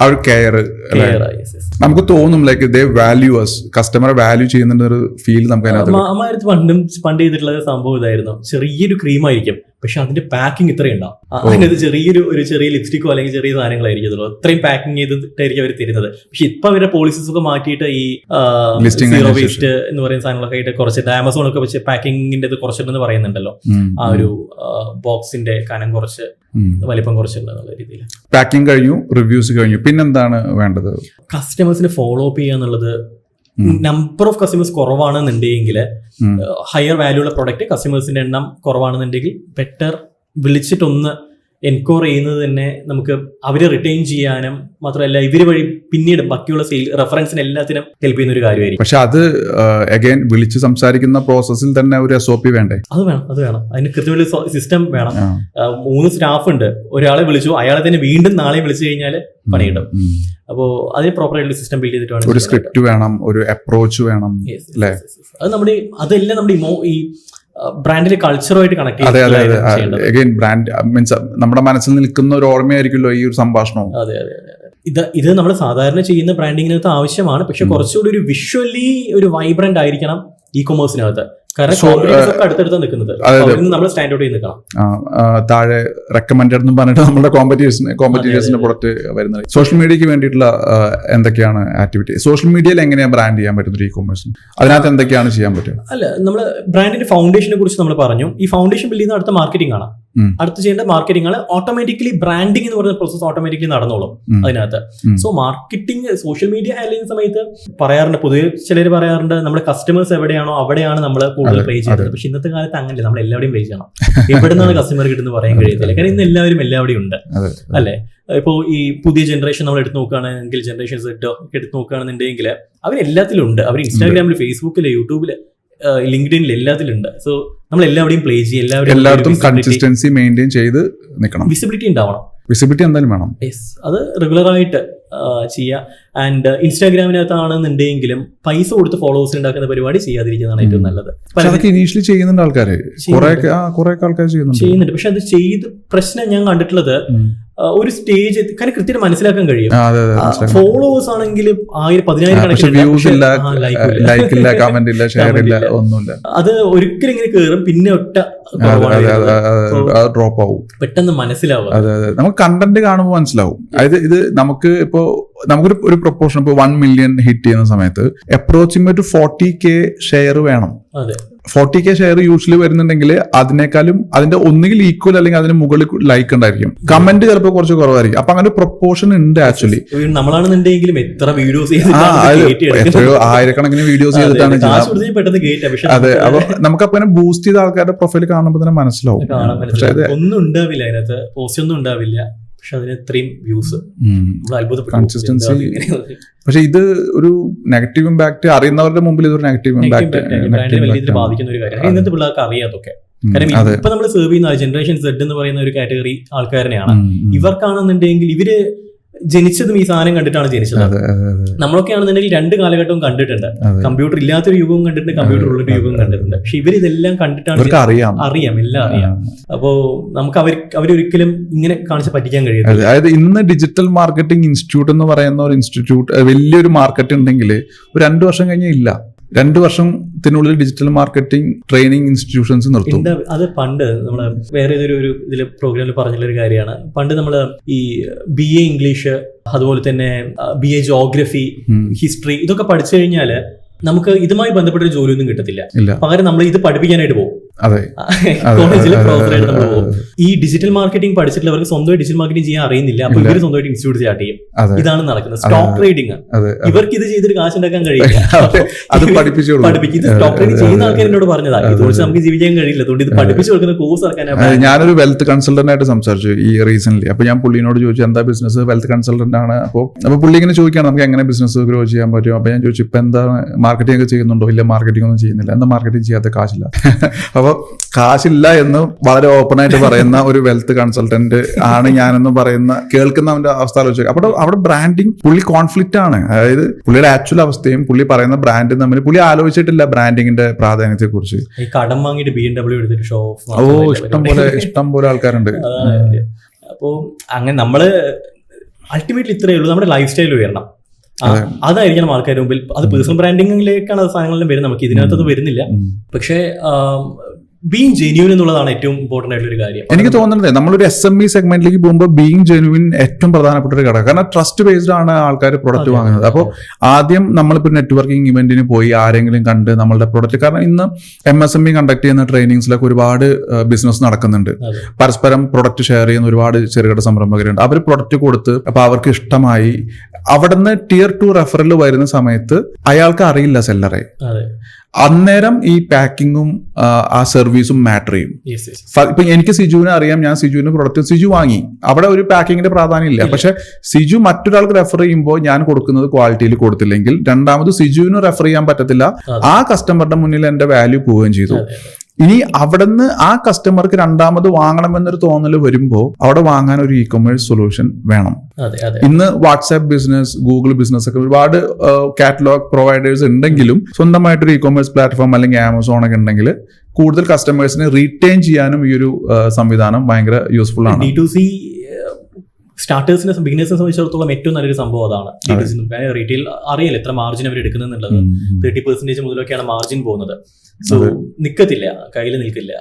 ശരിക്കും പറഞ്ഞാൽ ഇപ്പോൾ നമ്മൾ നേരത്തെ സിജു പറഞ്ഞ പോലെ കസ്റ്റമറെ കൊണ്ടുവരുന്നതോടൊപ്പം തന്നെ റീറ്റെയിൻ ചെയ്യാൻ പറ്റുമെന്നുണ്ടെങ്കിൽ നമ്മൾ ഈ ആമസോണിന് ഫ്ലിപ്കാർട്ടിന് കൊടുക്കുന്ന കോസ്റ്റ് നമുക്ക് സേവ് ചെയ്യാൻ പറ്റും. അപ്പൊ അവിടെ കെയർഫുൾ ആയിട്ടുള്ള പ്രൊഡക്റ്റ് പാക്കേജിങ്, സർവീസ്, അതുപോലെ പ്രൊഡക്റ്റ് ക്വാളിറ്റി, ഇതെല്ലാം നമ്മൾ മെയിൻറ്റെയിൻ ചെയ്താൽ മതി എന്നാണ് എനിക്ക് തോന്നുന്നത്. കസ്റ്റമേഴ്സിന് കിട്ടുന്ന സാധനം പെർഫെക്റ്റ് ആക്കുക, അത് എങ്ങനെ ഉണ്ടാക്കുന്നു എന്നുള്ളതില് കസ്റ്റമറെ സംബന്ധിച്ചിടത്തോളം അവൻ അത് കാണുന്നില്ല. ഇപ്പൊ നമ്മൾ അരി വാങ്ങിയിട്ട് അരി സ്വന്തം മില്ലിൽ പൊടിച്ചോ അതോ പുറത്തോ പോയിട്ട് എവിടെയെങ്കിലും നമ്മൾ പൊടിച്ചോ, അത് പൊടിച്ചത് വാങ്ങിയോ, ഇതൊന്നും കസ്റ്റമർ അറിയുന്നില്ല. നല്ല രീതിയിൽ പാക്ക് ചെയ്ത് അരിപ്പൊടി അവന് കിട്ടണം. അതിന് ശ്രദ്ധിച്ചാൽ മതിയാ. അതെ അതെ അതെ അതെ. വേറെ എന്തൊക്കെയാണ് നമുക്ക് ഈ പ്രൊഡക്റ്റ് അല്ലെങ്കിൽ ഇ-കൊമേഴ്സ് റിലേറ്റഡ് ബ്രാൻഡിങ് ആക്ടിവിറ്റീസിൽ ശ്രദ്ധിക്കേണ്ടി വരും? നമ്മുടെ കൺസിസ്റ്റൻസി തന്നെയാണ്. നമുക്കറിയാം സെയിൽസ് നടക്കത്തില്ല. നമുക്കത് പതിയെ ഗ്രാജുവലി ഒരു ഗ്രോത്ത് ഉണ്ടാവുള്ളൂ. അപ്പോൾ ഈ ബ്രേക്ക് ഈവൺ ഇമീഡിയറ്റ്ലി ആവുന്ന വിചാരിച്ചതിലേക്ക് ഇറങ്ങിക്കഴിഞ്ഞാൽ നടക്കില്ല. കാരണം കോമ്പറ്റീഷൻ അത്രയും കൂടുതലാണ് ഇന്ത്യയിൽ. കാരണം അത്രത്തോളം ജനങ്ങളുടെ അത്രത്തോളം ബിസിനസ്സുകൾ നമ്മുടെ നാട്ടിലുണ്ട്. സോ ഡെഫിനറ്റ്ലി സമയമെടുത്ത് ആയിരിക്കും അത് വളരെ നമുക്ക് റവന്യൂ ജനറേറ്റ് ചെയ്യാൻ. ശരിക്കും ബ്രാൻഡിന്റെ ഒരു വലിയ ഫാക്ടർ ആണല്ലോ കൺസിസ്റ്റൻസി എന്ന് പറയുന്നത്. എന്താണ് ബ്രാൻഡ് എന്ന് വെച്ചാൽ പലപ്പോഴും പറയുന്നത് കൺസിസ്റ്റന്റ് ആയിട്ടുള്ള ഒരു സാധനമാണ് ബ്രാൻഡ് എന്ന് പറയുന്നത്. അപ്പൊ സ്റ്റിക്ക് ഓൺ ചെയ്യാന്നുള്ളത്, ലോഗോ മാറ്റിക്കൊണ്ടിരിക്കുക, വളരെ കളർ മാറ്റുക, അത് ചെയ്ത് കഴിഞ്ഞാൽ ആൾക്കാരെ മനസ്സിൽ കയറും. അത് ബേസിക്കലി ഇൻസ്പയർഡ് ആവുകയാണ്. വേറെ എന്തെങ്കിലും കണ്ട് ഇൻസ്പയർഡ് ആയിട്ട് ഇവിടെ വന്നിട്ട് നേരെ ഒറ്റ മാറ്റാണ്. അപ്പോൾ എന്ത് പറ്റുന്ന വെച്ചാൽ ഒരു വർഷം മുന്നേ വാങ്ങിയ ഒരു കസ്റ്റമർ തിരിച്ചു വന്ന് നോക്കുമ്പോൾ അതില്ല, എൻറ്റയർലി വേറെ കാര്യമായിട്ട് മാറി. അതാണ് ഇപ്പൊ നമ്മള് നമുക്കറിയാവുന്ന ഏതൊരു പ്രൊഡക്റ്റ് എടുക്കുകയാണെന്നുണ്ടെങ്കിലും ഇപ്പൊ ഫ്ലിപ്കാർട്ട് എന്ന് പറയുന്ന ഒരു ബ്രാൻഡ് തന്നെ എടുക്കാം. നമ്മുടെ മനസ്സിലേക്ക് വരുന്ന ഒരു കളർ ഉണ്ട്, മഞ്ഞ നിറം. പിന്നെ പണ്ടത്തെ പരസ്യം നോക്കുകയാണെന്നുണ്ടെങ്കിൽ ചെറിയ കുട്ടികൾ വലിയ ആൾക്കാരുടെ ഒക്കെ വേഷം കെട്ടിയിട്ട് നിൽക്കുന്ന കൈൻഡ് ഓഫ് ആഡ്സ് അവർ കൊടുത്തിട്ടുണ്ടായിരുന്നു. മീശയൊക്കെ ചെറിയ കുട്ടികൾ മീശയൊക്കെ വെച്ച് ടീച്ചറിന്റെ വേഷത്തിലൊക്കെ. ഇത് അവരുടെ ഒരു തീമാണ്. ഇത് സ്റ്റിക്ക് ഓൺ ചെയ്യാന്നുള്ളതാണ് ഏറ്റവും ഇമ്പോർട്ടന്റ്. അത് മാറ്റിക്കൊണ്ടിരുന്നു കഴിഞ്ഞാൽ അതുകൊണ്ടാണ് നമുക്ക് മൂഡ് ബോർഡിന്റെ ആവശ്യം വരുന്നത്. ഏറ്റവും ആദ്യത്തെ ഒരു സ്റ്റെപ്പ് എന്ന് പറയുന്നത്. വേറെ എന്തൊക്കെയാണ് നമുക്ക് ഒരു ഇ-കൊമേഴ്സ് സെല്ലറെ റിലേറ്റ് ചെയ്തിട്ട്? ഐ മീൻ കണ്ടന്റ് വളരെ പ്രധാനപ്പെട്ടതാണ്. ഡിസ്ക്രിപ്ഷൻ, അതിലേക്ക് നമ്മൾ കയറുന്നില്ല. ടാഗ് ലൈനെ കുറിച്ച് നമ്മൾ പറഞ്ഞില്ല. ടാഗ് ലൈൻ നിർബന്ധമുള്ള ഒരു കാര്യമല്ല. ഇപ്പൊ പേര് നമ്മുടെ പ്രൊഡക്റ്റുമായിട്ട് ഒരു ബന്ധമില്ലാത്ത ഒരു പേരാണെന്നുണ്ടെങ്കിൽ ഈ പ്രൊഡക്റ്റ് എന്താണെന്ന് മനസ്സിലാക്കി കൊടുക്കാനായിട്ട് ഒരു ടാഗ് ലൈൻ ഇടുന്നത് നല്ലതാണ്. ട്രേഡ് മാർക്ക് എടുക്കണമെന്നൊന്നുമില്ല. പക്ഷെ ടാഗ് ലൈൻ, പക്ഷെ അത് കോപ്പി അടിക്കരുത്. കണക്ടിങ് പീപ്പിൾ എന്നൊന്നും കൊടുക്കരുത്. അത് യുണീക്ക് ആയിട്ടുള്ള ഒരു ടാഗ് ലൈൻ ഇട്ട് ആൾക്കാർക്ക് തിരിച്ചറിയാൻ വേണ്ടി മാത്രം കൊടുക്കാം. പിന്നെ ഡെഫിനറ്റ്ലി അതിന്റെ ഓരോ പ്രോഡക്റ്റിനും കൊടുക്കുന്ന പേര് അതും അട്രാക്റ്റീവ് ആക്കണം. അതായത് ഒരു ബ്രാൻഡും ഓരോ പ്രൊഡക്റ്റും, ബ്രാൻഡ് നെയിം ഒന്ന്, ആ ബ്രാൻഡ് ഇറക്കുന്ന ഡിഫറെന്റ് ആയിട്ടുള്ള പ്രോഡക്റ്റ്, അതിനും എന്തെങ്കിലുമൊക്കെ ഒരു നമ്മുടേതായിട്ടുള്ള ക്രിയേറ്റീവ് യൂസ് ചെയ്തിട്ട് എന്തെങ്കിലും കൊണ്ടുവരാൻ പറ്റുമെങ്കിൽ ഞാൻ ഒരു കമ്പനിയുടെ പേര് ഞാൻ പറയുന്നില്ല, പക്ഷെ ആ കമ്പനിയെ ഞാൻ കണ്ടിട്ടുള്ളത്, ആ കമ്പനിയുടെ പേരില് ഒരു 2 അക്ഷരം ഒരുമിച്ച് വരുന്നുണ്ട്. അവര് അതിനെ ട്രേഡ് മാർക്ക് ചെയ്തു. ആ 2 അക്ഷരം അതിന് ലോഗോ പോലെ വെച്ചിട്ട് ആ ഫുൾ നെയിം അല്ല, ആ ഒരു 2 സാധനങ്ങൾ മാർക്ക്. എന്നിട്ട് ആ 2 അക്ഷരം മറ്റുള്ള എല്ലാ പ്രൊഡക്റ്റിന്റെ പേരിന്റെയും കൂടെ അവർ ആഡ് ചെയ്തു. അപ്പോ ആ 2 എസിന്റെ കൂടെ ട്രേഡ് മാർക്ക് സിമ്പിൾ ഓൾറെഡി ഉണ്ട്. അപ്പൊ എല്ലാ പേരിന്റെയും കൂടെ ട്രേഡ് മാർക്ക് സിമ്പിൾ ഉണ്ട്, പക്ഷെ ട്രേഡ് മാർക്ക് ഒന്നേ ഉള്ളൂ. എന്നാൽ അത് ഒരു എല്ലാ പ്രൊഡക്റ്റ് കണ്ടാൽ നമുക്ക് ഐഡന്റിഫൈ ചെയ്യാൻ പറ്റും ഇത് ഈ കമ്പനിയുടെ പ്രൊഡക്റ്റ് ആണ്. അതൊരു സ്ട്രാറ്റജിയാണ്. അത്തരത്തിലൊരു ആർക്കിടെക്ചർ വേണമെങ്കിൽ നമുക്ക് ബിൽഡ് ചെയ്യാം. പല രീതിയിലുള്ള ആർക്കിടെക്ചേഴ്സ് ഉണ്ട്. ഇപ്പം ഹൗസ് ഓഫ് ബ്രാൻഡ് എന്ന് പറയുന്ന ഒരു ആർക്കിടെക്ചർ ഉണ്ട്. അതായത് മേജർ കമ്പനിയുടെ പേര് ഒന്നായിരിക്കും, അവരിറക്കുന്ന പ്രൊഡക്റ്റ് മൾട്ടിപ്പിൾ പേരുകളായിരിക്കും ഇറക്കുന്നത്. PNG PNGയുടെ മൾട്ടിപ്പിൾ പ്രോഡക്ട്സ് ഉണ്ട്. നമുക്കറിയത്തില്ല ഇത് ഇപ്പോൾ ഡബും ക്ലിനിക് പ്ലസും രണ്ടും കോമ്പറ്റീറ്റേഴ്സ് ആണ് നമ്മുടെ വിജയം. പക്ഷെ രണ്ടും ഏത് വാങ്ങിക്കഴിഞ്ഞാൽ കാശ് വന്ന് PNGക്കാം. ഇത്തരത്തിൽ വേണമെങ്കിൽ മൾട്ടിപ്പിൾ ആക്കാം. പക്ഷെ ബിഗിനേഴ്സിനെ സംബന്ധിച്ചിടത്തോളം ഒരു ഇതിൽ ചെയ്യുന്ന കാര്യം മാർക്കറ്റിംഗ് ഒന്ന് ചെയ്താൽ മതി. അല്ലെങ്കിൽ ഓരോ പ്രോഡക്റ്റിന് സെപ്പറേറ്റ് മാർക്കറ്റിംഗ് ചെയ്യേണ്ടതായിട്ട് വരും. അപ്പോൾ ഒരു ബ്രാൻഡിനെയും അത് എല്ലാത്തിനും ഇടാം. ഒപ്പം തന്നെ എന്തെങ്കിലും ഒരു അഡീഷണൽ കൂടെ ആഡ് ചെയ്തിട്ട് അങ്ങ് മാർക്കറ്റിംഗ്. അപ്പൊ നമ്മൾ ശരിക്കും പറഞ്ഞാൽ ഇപ്പോൾ ഈ ഒരു പ്രൊഡക്റ്റിനെ തന്നെ നമുക്ക് 2 സെഗ്മെന്റിലേക്ക് വിടണം, പ്രീമിയം ആൻഡ് എക്കണോമിക്കൽ റേഞ്ച്. അപ്പൊ ഇത് രണ്ടും നമ്മൾ ഒരു പ്ലാറ്റ്ഫോമിൽ ഇടുന്നതാണോ നല്ലത്, രണ്ടിന് 2 ബ്രാൻഡ് ആക്കുന്നതാണോ നല്ലത്? 2 ബ്രാൻഡ് ആക്കുന്നതാണ്, 2 ഡിഫറെന്റ് ബ്രാൻഡ് ആക്കുന്നതാണ് നല്ലത്. അല്ലാന്നുണ്ടെങ്കിൽ ആൾക്കാർക്ക് ഇത് മനസ്സിലാവും. കാരണം ഒരു എക്കോണമി ലെവലിലെ സാധനത്തിന് ക്വാളിറ്റി ഇല്ല എന്നുള്ളത് ആൾക്കാരുടെ മനസ്സിലേക്ക് അങ്ങ് കയറും. അത് ഒരു വലിയൊരു പ്രശ്നമാണ്. പിന്നെ സെഗ്മെന്റ് മാറുമ്പോൾ അതിനനുസരിച്ച് നമ്മൾ പേര് മാറ്റേണ്ടതായിട്ട് വരും. ഇപ്പോൾ ഫുഡ് പ്രോഡക്റ്റ് കിട്ടുന്ന അതേ പേരിൽ നമ്മൾ ക്ലീനിങ് പ്രോഡക്ട്സ് ഇറക്കി കഴിഞ്ഞാൽ ശരിയാവില്ല. ഒരു കാര്യം ചോദിക്കട്ടെ, ഒരു പലപ്പോഴും ഇപ്പൊ നമ്മൾ കണ്ടുവരുന്നതാണ് ഫൗണ്ടറിന്റെ പേരിൽ പല കമ്പനികൾ വരുന്നുണ്ട്. ഇപ്പോൾ ചില പ്രൊഡക്ട്സ് വരുന്നുണ്ട്, ബൈജൂസ് ഇൻസ്റ്റിറ്റ്യൂഷൻസ് വരുന്നുണ്ട്. അപ്പോൾ ആ ഒരു പാറ്റേണിൽ പോകുന്നത് നല്ലതായിരിക്കും ഒരു ഇ കൊമേഴ്സിൽ? പ്രൊഡക്റ്റിന് ആൾക്കാരുടെ പേര് ഒരു വ്യക്തിയുടെ പേരിൽ ചെയ്യുന്നോണ്ട് പ്രശ്നമൊന്നുമില്ല. മണീസ് കോഫി, അത് കോഫി പൗഡർ എന്തോ ഉണ്ട്, ചെയ്യുന്നോണ്ട് പ്രശ്നമൊന്നുമില്ല. അതിൽ ബുദ്ധിമുട്ടൊന്നും വരുന്നില്ല. പക്ഷെ അഗൈൻ നോക്കേണ്ടത് ട്രേഡ് മാർക്കിന്റെ അവൈലബിലിറ്റി തന്നെയാണ്. നമ്മൾ ഒരിക്കലും പേര് നമ്മളിട്ട് ലോഗോവും ഒരാളുടെ ഫേസ് വെച്ച് കഴിഞ്ഞാൽ ഒബ്ജക്ഷൻ വരാനുള്ള സാധ്യതയുണ്ട്. കാരണം ആ ഫോട്ടോ ആരുടേതാണെന്നുള്ളത് മനസ്സിലാക്കിയിട്ട് ആ വ്യക്തിയുടെ കയ്യിൽ നിന്നൊരു NOC വാങ്ങി ഒപ്പം അവരുടെ ആധാർ കാർഡ് അറ്റാച്ച് ചെയ്തിട്ട് അപ്ലോഡ് ചെയ്യാനായിട്ട് പറയും. നമ്മൾ റീസെന്റ് ഒരു ജിമ്മിന് നമ്മൾ ചെയ്ത് കൊടുത്തായിരുന്നു. പുള്ളി നല്ല മസിലൊക്കെ ഇങ്ങനെ ഉരുട്ടിയിട്ട് കൈ കെട്ടി നിൽക്കുന്ന ഒരു സാധനം വരച്ചു. അതാണ് ആളുടെ ലോഗോ. ഇട്ടപ്പോൾ സമയത്ത് നമുക്ക് വന്നിട്ടുള്ളത് അതായിരുന്നു. ആളുടെ കയ്യിൽ നിന്ന് NOC വാങ്ങിയിട്ട് ആ ഫോട്ടോയിൽ ആരാണോ അയാളുടെ NOC വാങ്ങി അയാൾ തന്നെയായിരുന്നു, അത് ഓണർ തന്നെയായിരുന്നു. അതുകൊണ്ട് പ്രശ്നമില്ല. നമുക്ക് ഒരിക്കലും മോഹൻലാലിന്റെ ചിത്രം വരച്ചിട്ട് അപ്ലൈ ചെയ്യാൻ കഴിയത്തില്ല. പേര് വെക്കുന്നതുകൊണ്ട് പ്രശ്നമൊന്നുമില്ല, അത് നല്ലത് തന്നെ. പക്ഷെ പേര് നല്ലതായിരിക്കണം. പക്ഷെ അങ്ങനെയില്ല. ഇപ്പം മണീസ് ഒരു നാടൻ പേരാണ്, പക്ഷെ പ്രീമിയം കോഫിയാണ്. തമിഴ്നാട് ബേസ് ചെയ്തിട്ടുള്ളതാണ്. പ്രീമിയം കോഫിയാണ്, ഒരു പ്രീമിയം ലെവലിൽ നിൽക്കുന്ന ഒരു കൈൻഡ് ഓഫ് കോഫിയാണ്. ഇന്നും അങ്ങനെയുണ്ട്. ഇപ്പോൾ അതായത് നമ്മുടെ പൊതുവെ വിചാരം ഈ നാടൻ സാധനങ്ങൾക്ക് ഒരിക്കലും പ്രീമിയം ലെവലിൽ വിൽക്കാൻ കഴിയില്ല എന്നുള്ളതാണ്. പക്ഷെ ഇന്ന് അങ്ങനെയാണ് പോകുന്നത്. നാടൻ സാധനങ്ങൾക്ക് നല്ല പ്രീമിയം ലെവലിൽ പ്രൈസ് ചാർജ് ചെയ്യുന്നുണ്ട്. അതൊരു വലിയ ഓപ്പർച്യൂണിറ്റി ആണ് ആക്ച്വലി. ഇപ്പൊ ഓർഗാനിക് ആയിട്ടുള്ള പ്രൊഡക്ട്സ്, സോപ്പിന്റെ കാര്യം പറഞ്ഞല്ലോ, ചാക്കിൽ കിട്ടിയതിന് നല്ല വിലയുണ്ട് അതിന്. അപ്പം അത്തരത്തിലൊരു USP നമ്മൾ കാണും നമ്മുടെ പ്രൊഡക്റ്റില്. ശരിയാട്ടോ. ഇപ്പൊ എനിക്ക് തോന്നുന്നു ചെറുകിട സംരംഭകരായിട്ട് സംസാരിക്കുന്ന സമയത്ത് ഇവരുടെ കയ്യിലിരിക്കുന്ന എല്ലാ പ്രൊഡക്ട്സും നല്ലതാണ്, ഹാൻഡ് മെയ്ഡ് ആണ്, മാസ് ക്വാണ്ടിറ്റി അവർക്ക് ചെയ്യാൻ പറ്റില്ല. ആ ഒരു ലിമിറ്റേഷൻ വെച്ച് അപ്പൊ അതുകൊണ്ട് തന്നെ ചെയ്യുന്നതെല്ലാം ഇവര് നന്നായിട്ട് നോക്കി കണ്ട് ചെയ്യുന്നുണ്ട്. ഇതിന് നല്ല ഡിമാൻഡ് ഉണ്ട് മാർക്കറ്റിൽ. പ്രശ്നം വരുന്നത് പ്രസന്റബിലിറ്റി വളരെ കുറവായിരിക്കും, വളരെ കുറവാണ്. കുടുംബശ്രീ നല്ല പ്രൊഡക്ട്സ് ഇറക്കുന്നുണ്ട്, ഒട്ടും മായമില്ലാത്ത സാധനങ്ങളാണ് അവർ ചെയ്യുന്നത്. പക്ഷെ ഇത് നല്ല രീതിയിൽ അവതരിപ്പിക്കാൻ അവർക്ക് കഴിയുന്നില്ല. അവർക്കൂടെ ആൾക്കൂടി വിൽക്കാൻ കഴിയുന്നത് ഈ എക്സ്പോസ് നടക്കുന്ന സമയത്ത്, ട്രേഡ് ഷോസ് നടക്കുന്ന സമയത്ത് അവർ വിൽക്കും, വന്ന് വാങ്ങുന്നുള്ളതല്ലാതെ ഒരു റീറ്റെയിൽ ഷോപ്പിൽ പോലും ഇവരുടെ പ്രൊഡക്റ്റ് നമുക്ക് കാണാൻ കഴിയത്തില്ല സൂപ്പർ മാർക്കറ്റിൽ. അതിന് കാരണം എന്താ ചോദിച്ചു കഴിഞ്ഞാൽ ഇത് അവിടെ അടുപ്പിക്കത്തില്ല. നമ്മൾ സ്റ്റിക്കർ ഒട്ടിച്ചൊരു പ്രൊഡക്റ്റ് ഇതൊന്നും കടയിൽ വെച്ചാൽ പോകത്തില്ല. ആമസോണിലാണെന്നുണ്ടെങ്കിൽ ആരെങ്കിലും വാങ്ങുന്നു തോന്നുന്നില്ല, വാങ്ങത്തില്ല. അപ്പോൾ നല്ല രീതിയിൽ പ്രസന്റ് ചെയ്തെങ്കിൽ മാത്രമേ ഇന്നത്തെ ജനറേഷനിലെ ആൾക്കാർ എടുക്കത്തുള്ളൂ. ശരിക്കും നമ്മൾ ഈ ഒരു ടോപ്പിക്ക് സംസാരിക്കാനുള്ള പ്രധാന കാരണം തന്നെയാണ്. കാരണം സിജു ഇപ്പോൾ ട്രെയിനിങ്സിന് മുമ്പ് ഇവരെ കാണുന്നുണ്ട്, ഞാനും ട്രെയിനിങ്സിന് മുമ്പ് കാണാറുണ്ട്. ഇവരുടെ കയ്യിൽ പ്രൊഡക്റ്റ് ഉണ്ട്, നല്ല പ്രൊഡക്റ്റ് ആണ്. പക്ഷെ അവരോട് ചോദിച്ചു കഴിഞ്ഞാൽ പൊതിഞ്ഞ് കയ്യിൽ തരും, എന്നാൽ പാക്കിംഗ് ഇല്ല, ബ്രാൻഡ് നെയിം ഇല്ല, ഒന്നുമില്ല. ഇൻവെസ്റ്റ് ചെയ്യേണ്ടത് അവിടെയാണ്. ശരിക്കും പ്രോസസ്സിലൊന്നും അല്ല ഇൻവെസ്റ്റ് ചെയ്യേണ്ടത്. അത് എങ്ങനെ വേണമെങ്കിലും അവർ കഷ്ടപ്പെട്ട് ചെയ്തോട്ടെ. പക്ഷേ പാക്കിങ്ങിൽ ഒരിക്കലും കോംപ്രമൈസ് വരുത്തരുത്. എന്ന് വെച്ചാൽ അതിൽ കൂടുതൽ പൈസ സ്പെൻഡ് ചെയ്യണമെന്നില്ല. ഇപ്പൊ നമ്മൾ ഒരു സ്റ്റാൻഡേർഡ് പൗച്ച് വാങ്ങുന്നു, ഒരു വെള്ള കളർ പൗച്ച് നമ്മൾ വാങ്ങുന്നു, പ്ലെയിൻ ആണ്. അതിനകത്ത് നമുക്ക് വേണമെങ്കിൽ വളരെ ബ്യൂട്ടിഫുൾ ആയിട്ടുള്ള ഒരു സ്റ്റിക്കർ ചെയ്തിട്ട് ഒട്ടിക്കാം. പക്ഷെ ഡിസൈൻ നല്ലതായ അത് ആ ഒരു പ്രീമിയം ഫീൽ കിട്ടുകയും ചെയ്യും. അപ്പോൾ ആ സ്ട്രാറ്റജിയിലാണ് മാറ്റം വരുന്നുണ്ട്. ഇൻവെസ്റ്റ്മെന്റ് നമുക്ക് കുറച്ചിട്ടും ചെയ്യാനായിട്ട് കഴിയും, പക്ഷെ വളരെ സ്ട്രാറ്റജിക്കലായിട്ട് നമ്മൾ തിങ്ക് ചെയ്യണം. ഇപ്പം എങ്ങനെ പറഞ്ഞ പോലെ ചാക്കിൽ കെട്ടുന്നതിൽ വലിയ എക്സ്പെൻസ് ഒന്നും ഇല്ല.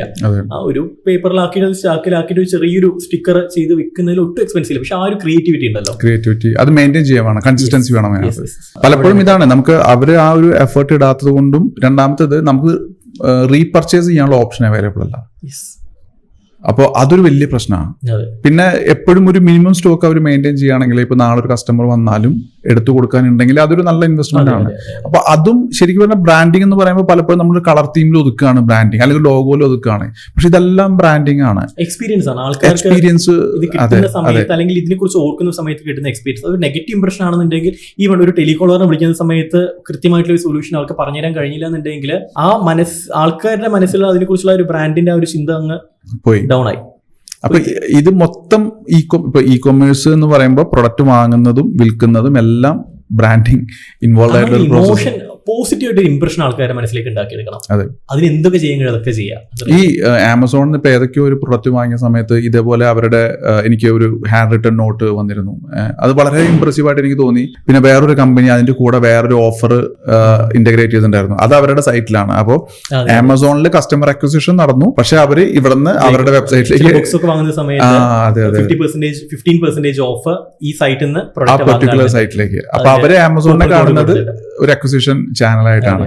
പക്ഷെ അഗെയിൻ ആ എക്സ്പീരിയൻസ് നല്ലതല്ല എന്നുണ്ടെങ്കിൽ നമ്മൾ അങ്ങോട്ട് പോകത്തില്ല. ആ വെബ്സൈറ്റ് ഓപ്പൺ ചെയ്ത് കൊള്ളൂല്ലെങ്കിൽ നമുക്ക് പിന്നെ പോകത്തില്ല. വേറെ എന്തെങ്കിലും ബ്രാൻഡിങ്ങിനെ കുറിച്ച് ഇ കൊമേഴ്സ് നമുക്ക് ഒരുപാട് കാര്യങ്ങൾ പറയാനുണ്ട്. പേഴ്സണൽ ബ്രാൻഡിങ്ങിന്റെ ഒരു സെഷൻ നമ്മൾ മാസ്റ്റർ ക്ലാസ് ചെയ്യുന്നുണ്ട്. പിന്നെ ഇനിയും ഒരുപാട് ഇപ്പോൾ നമ്മളുടെ കമ്മ്യൂണിറ്റി മെമ്പേഴ്സ് ആണെങ്കിലും ബ്രാൻഡിങ് ഒരുപാട് പേര് സ്റ്റാർട്ടപ്സ് ഉണ്ട്, SMEs ഉണ്ട്. ഇവരെല്ലാം ബ്രാൻഡിങ് നോക്കുന്ന ആൾക്കാരാണ്, ആവശ്യമുള്ള ആൾക്കാരാണ്. അപ്പോൾ സിജുവിനെ ബന്ധപ്പെടാനുള്ള ഡീറ്റെയിൽസ് എല്ലാം ഞാൻ ഈ വീഡിയോന്റെ കൂടെ കൊടുക്കുന്നുണ്ടായിരിക്കും. അപ്പോൾ അവർ വിളിക്കുമ്പോൾ ഫോൺ എടുക്കുക, നന്നായിട്ട് ചാർജ് ചെയ്യുക, പക്ഷേ കറക്റ്റ് കൺസൾട്ടേഷനും സപ്പോർട്ടും കൊടുക്കുക. നമുക്ക് ഒരുപാട് ബ്രാൻഡുകൾ ഇതാണ്. നമ്മൾ പലപ്പോഴും കൺസൾട്ടേഷൻ എടുക്കുന്ന സമയത്ത് അത് ക്ലയൻസിനെ നോക്കിയിട്ടേ നമുക്ക് എടുക്കാനും കഴിയത്തുള്ളൂ. കാരണം ഇത് എടുത്തുകൊണ്ട് ആൾക്ക് എന്തെങ്കിലും ആൾ ഉപയോഗിക്കും എന്നുള്ളത്, നമ്മൾ പൈസ വെറുതെ വാങ്ങിയിട്ട് കാര്യമില്ലല്ലോ. ആൾക്ക് ഇത് റൺ ചെയ്യാനുള്ള കേപ്പബിലിറ്റി വേണമല്ലോ. സോ ഇതും കൂടി ജഡ്ജ് ചെയ്തിട്ട് നമ്മൾ ക്ലയൻസിനെ ഇവൻ എടുക്കുന്നുള്ളൂ. അല്ലെങ്കിൽ അത് വെറുതെ നമ്മൾ ഡിജിറ്റൽ മാർക്കറ്റിംഗ് ഫേംസ് ഒക്കെ ചെയ്യുന്ന പോലെ അങ്ങ് ചെയ്തു പോവുക, റിസൾട്ട് ഒന്നും ഇല്ല, പൈസ വാങ്ങുക, അത് ചെയ്ത് നമുക്ക് എഫേർട്ട് ആണ്. കാരണം അത്രത്തോളം ഇത് മറ്റൊരു സ്റ്റാഫിന് ചെയ്യാൻ കഴിയുന്നൊരു പരിപാടിയല്ല. എക്സ്പീരിയൻസ് വേണം. അത് ഇരുന്ന് കോൺസെപ്റ്റ് ഉണ്ടാക്കുന്ന എല്ലാം സ്വയം ഇരുന്ന് ചെയ്യേണ്ട ഒരു കാര്യമാണ്. അപ്പൊ അതുകൊണ്ട് തന്നെ നമ്മൾ വളരെ ലിമിറ്റഡ് ആയിട്ടുള്ളത് നമ്മൾ എടുക്കുന്നുള്ളൂ, അങ്ങനെ എടുക്കാൻ കഴിയത്തുള്ളൂ. ഈ ഫീൽഡിന്റെ ഏറ്റവും വലിയ ലിമിറ്റേഷനും അത് തന്നെയാണ്, ക്രിയേറ്റിവിറ്റിയുടെ ഒരു ലിമിറ്റേഷൻ ആണ്. കഴിയത്തില്ല. AI ചെയ്യാൻ പറ്റാത്തൊരു ഏരിയ ആണിത്, പക്ഷെ സ്കെയിലപ്പ് ചെയ്യാൻ പറ്റില്ല എന്നുള്ളൊരു ലിമിറ്റേഷൻ. പക്ഷെ എന്തെങ്കിലും ഒരു സൊല്യൂഷൻ അതിന് വേണ്ടേ? അവരെ എംപവർ ചെയ്യാന്നുള്ളതാണ്. അവരെ കൊണ്ട് എംപവർ ചെയ്ത് already you are doing it, training വെച്ചിട്ട്. ഓക്കെ, സോ എന്തായാലും എനിക്ക് തോന്നുന്നു ബ്രാൻഡിങ്ങിനെ കുറിച്ച് ഇനി നമുക്ക് ഒരുപാട് കാര്യങ്ങൾ അറിയാനുണ്ട്. ഓരോ എലമെന്റ്സ് കുറിച്ച് നമുക്ക് സംസാരിക്കാനുണ്ടാവും. അതായത് ലോഗോനെ കുറിച്ച് ഇഷ്ടംപോലെ കാര്യങ്ങൾ, പേരിനെ കുറിച്ചിട്ടാണെന്നുണ്ടെങ്കിൽ ഒരുപാട് കാര്യങ്ങളുണ്ട്. അപ്പൊ നമുക്ക് എല്ലാത്തിലേക്ക് ഇറങ്ങി കഴിഞ്ഞത് തീരത്തില്ല. നമുക്ക് പേഴ്സണൽ ബ്രാൻഡിങ്ങിന്റെ അടുത്തൊരു സെഷൻ ചെയ്യാം. പിന്നെ നമുക്ക് മാർക്കറ്റ് ഡിമാൻഡ് അനുസരിച്ചിട്ട് മറ്റുള്ള സെഷൻസ് പ്ലാൻ ചെയ്യാം. അപ്പൊ എന്തായാലും thank you Siju for coming to growth talks. അപ്പൊ നിങ്ങൾ ഇതുവരെ കണ്ടത് ബ്രാൻഡിങ്ങിനെ കുറിച്ചിട്ട് നമ്മുടെ കേരളത്തിലെ one of the well known brand consultant and trainer ആയിട്ടുള്ള സിജു രാജനിൽ നിന്നാണ്. അപ്പോൾ നിങ്ങൾ സ്വന്തമായിട്ടൊരു ഒരു പ്രൊഡക്റ്റ് അല്ലെങ്കിൽ ഒരു ബ്രാൻഡ് ബിൽഡ് ചെയ്യാൻ ആഗ്രഹിക്കുന്നുണ്ടെങ്കിൽ ഒരിക്കലും ഒഴിച്ചുകൂടാനാകാത്തൊരു കാര്യമാണ് ബ്രാൻഡിങ്. നിങ്ങളുടെ ലോഗോ, നിങ്ങളുടെ ഫ്യൂച്ചർ എന്താണ് എന്ന് ആദ്യമേ പ്ലാൻ ചെയ്ത് അതിലേക്ക് നടക്കുന്ന ഒരു പ്രോസസ്സാണ്. അതിനൊരു ചിത്രം കൊടുത്ത്, ഒരു മുഖം കൊടുത്ത്, അതിനെ ജനങ്ങളുടെ ഉള്ളിൽ ജീവിക്കുന്ന ഒരു പ്രോസസ്സാണ് ഒരു ബ്രാൻഡ് എന്ന് പറയുന്നത്. അപ്പോൾ എന്തായാലും നല്ലൊരു ബ്രാൻഡ് ബിൽഡ് ചെയ്യാൻ നിങ്ങൾക്ക് സാധിക്കട്ടെ. സിജുവിന്റെ ഡീറ്റെയിൽസ് ഞാൻ ഈ വീഡിയോന് താഴെ കൊടുത്തിട്ടുണ്ട്. So all the best and C you in the next session.